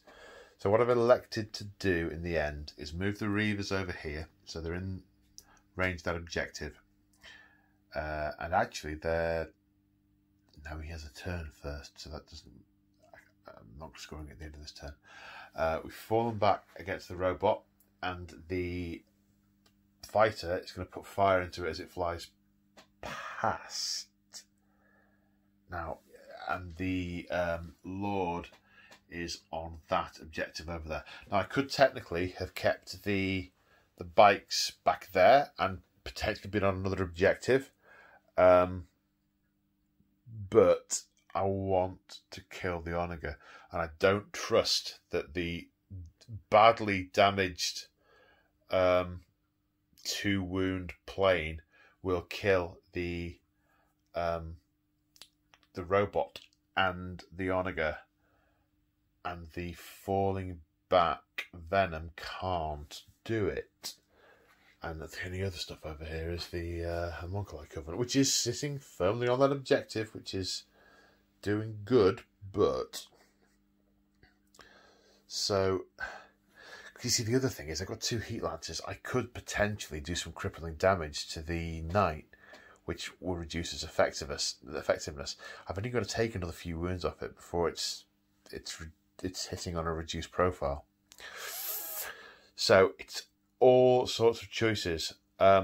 What I think I'm going to do is I'm going to put the missiles and the disintegrators into the robot, and I'm going to put the splinter cannon into the Dune Crawler. There's very little chance of the splinter cannon doing anything anyway, but on the off chance it clips the wound off that, it frees up the lancers to go into the Knight. So, which missile am I firing? Strength 7 -2, I think. So we're firing a Shatterfield missile. D6 shots for 5. Good start. We're on 2 wounds, so we are hitting on 5s as I suspected. Hitting on 5s. 3 hits. Strength 7, toughness 7. Wounding on... What's that doing? Oh, it's the Venom. Sorry. Wounding on 4s. -2. Saving on 5s. Of course, 2 6s will kill the plane. That'll be interesting. 2 6s have killed the plane. 1 wound gets through. Oh my. Right, I'm going to resolve all the shots, because maybe it sort of bounced back and it's hit the exhaust and it's about to do a chain reaction. Alright, so it's taken 2. Hitting on 5s with the disintegrator. Oh my god, it's such a good shot when it's dead. Wounding on 5s. 2! At -3, saving on 5s. No, okay, the robot is dead. Does it explode? No. That is a dead robot. And then 3 shots against the Onager. 1 hit. We need a 6 again. No, the Onager is uninjured. Now, does the plane explode? No. That would have been an almighty chain reaction fireball death. Right, 2 heat lances and a splinter rifle against the Onager. Hitting on 4s because it's heavy. Wounding on a 3? No. The splinter rifle hits twice, needs a 6 to wound. Doesn't get it. If we want to kill that unit, we are going to have to charge it.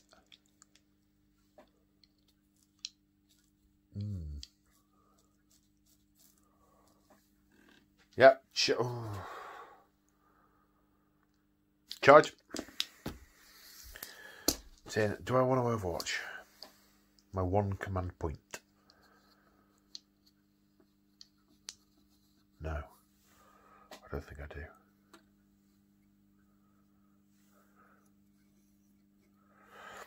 Alright, the arena champion. Ooh. Sorry, my dice pockets discombobulated. The arena champion. Hitting on 3s. Wounding on 5s. 1 at -3. Saving on a 6. No. Does it explode? Can I make it explode? I could, and it would do D3 mortal wounds, but the knight is in range, so I won't be doing that. So, the AdMech have moved their unit. I can stride around as long as I don't finish within a thingy of them. An inch of them. So, we can see all the Drukhari from where we're stood. The problem we've got now is we can only hold a maximum of 1 objective. Because we only have 1 unit. Which means I need to... And all the Drukhari units are on objectives. So the only way to get the additional point is by tabling the Drukhari. Which there are not enough turns to table the Drukhari because I'd have to kill the racks and then the Homunculus. I have to kill the passengers and then the court and then the Archon. Anyway. So the shooting is going to divvy up like this. The anti-aircraft gun is going to fire at the Venom. The Venom is going to use lightning fast reflexes. The Stubbers are also going to fire at the Venom. The Avenger battling cannon, the Avenger Gatling... Battling? Do I? No. The Avenger Gatling cannon and the battle cannon are both going to fire at the racks. Because whilst I'm going to hit them with a heavy flamer, I can just walk up to them and kick them to death. Yeah, that's what I'm doing. Right, first off then, the anti-aircraft gun. -1 plus... -2 because of the flicker field and the stratagem. +1 because of the stats of the gun. So hitting on 4s. 2 hits. Wounding on 3s. No. Okay, so we also said we were putting the Stubbers in. 2 hits. Wounding on 5s now. No. Oh. There's something. Right, the heavy flamer for 3 hits. Wounding on 3s. 2 wounds. Saving on 5s. 1 wound off 1 bike. This isn't following the script. Then the cannon on the racks is a blast weapon, so they both count as 3s.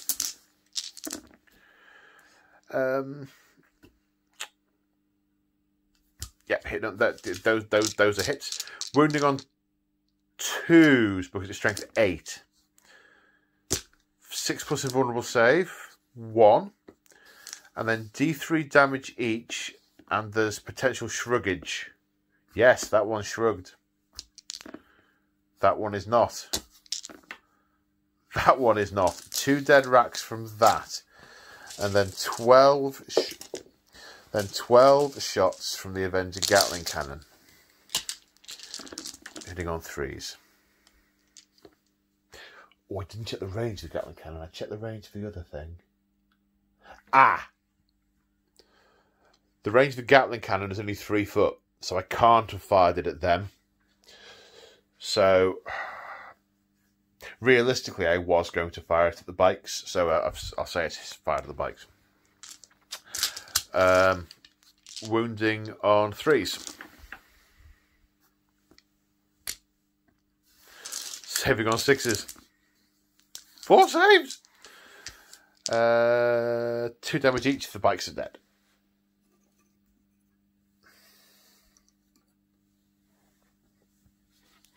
And there were 3 dead Drax as well. And yeah. And at the end of battle round 4, the failure to kill the Venom means that the AdMech killed the plane and the bikes, so 2 units. However, the Drukhari killed the robot and the Dune Crawler. So that is a tie. And the Drukhari are on 2 objectives and the Knight is on 1.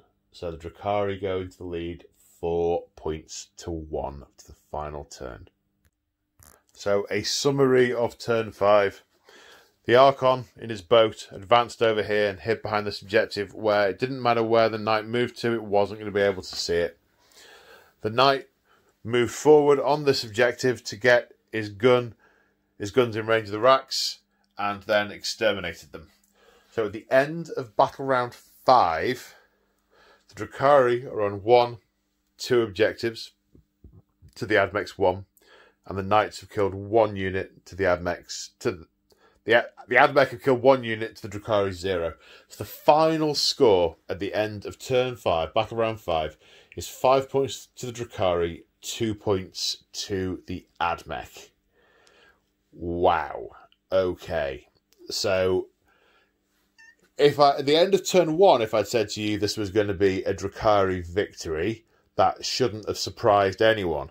However, the way that turns 2, 3 and 4 went, there were a couple of dice rolls where this could have gone either way, where an extra unit killed here is another point. An extra, the wound on the Talos, another point. And this could so easily have gone the other way in the end. This was such an interesting game all the way through. I said it before and I say it again, Domination is the most tactical scenario in the open war deck. I really, really like it. Wow. Yeah, I mean, it was a reasonably balanced Drukhari list with a lot of hard units in it. Well, it turns out the units are quite hard. Whether the units are accurate to the narrative is a separate conversation. But the AdMech force obviously was really quite unbalanced. It had, through half the points invested in 3 models, and the other half of the army fell apart pretty quick. And the super fast Drukhari models and the turn 1. The screaming jets and the webway infiltration, that really did sting. I said at the start, let's see what happens if we go hyper aggressive in turn 1, and goodness me, that was, yeah, quite cute. So I've played them now against Guard last week and AdMech today. I'm very interested to see what happens if they eventually attract the attention of the Primaris Marines, because they have a new codex as well. They've been 9th. So, yeah, I mean, they have this Drukhari raiding force, this real space raid, has caused havoc on this AdMech world. They have punched through defences. They've given the Knights of House Tyrannus the runaround, and they have pillaged this world and taken many, many, many captives back to Commorrogh. Now the question is, has this come to the attention of Imperial High Command? Or more to the point, has it reached the attention of the Indomitus Crusade Command? And are Primaris Marines going to be sent to this sector to try and intercept these Drukhari? Spoiler alert! Yes, they are! So I hope you join me next time for the third and final episode of this mini-series, when the Primaris Marines of the Fulminatus chapter are sent to deal with the Drukhari menace. Hope you enjoyed this video. If you did and you're interested in others like it, check out channel memberships. There's a video there that tells all about what you get from being a channel member: extra bat reps, campaigns, access to a Discord, live streaming, all sorts of good stuff. If you want to support me, that is the best way to do it. Thank you so much to all my supporters and channel members and subscribers. You guys are all fantastic. Stay safe, and I will see you in the next one. Bye for now. As his chronometer clicked over, the princeps of the Sicarian infiltrators concluded that the mission was over. They'd been waiting for the orders from the Tech Priest Dominus. When the Tech Priest Dominus disappeared from the noosphere, the command control protocols jumped over to the Tech Priest Engine Sphere. When the Tech Priest Engine Sphere's connection to the noosphere disappeared, the command protocols reverted up the chain towards the Night Crusader. The Night Crusader, not used to commanding Skitarii maniples, failed to notice the command protocols defaulted to him, and continued to prosecute his campaign, continued to prosecute the battle, unaware he had reinforcements he could call upon.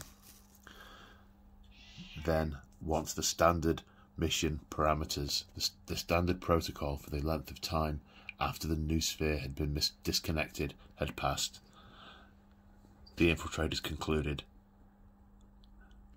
that the mission was over, and they were no longer lying in wait for the enemy that they had lost, and their forces had either withdrawn or been overrun. So they returned to hiding and skulking through energy conduits to try and return to the main facility and rejoin what remained of the maniple.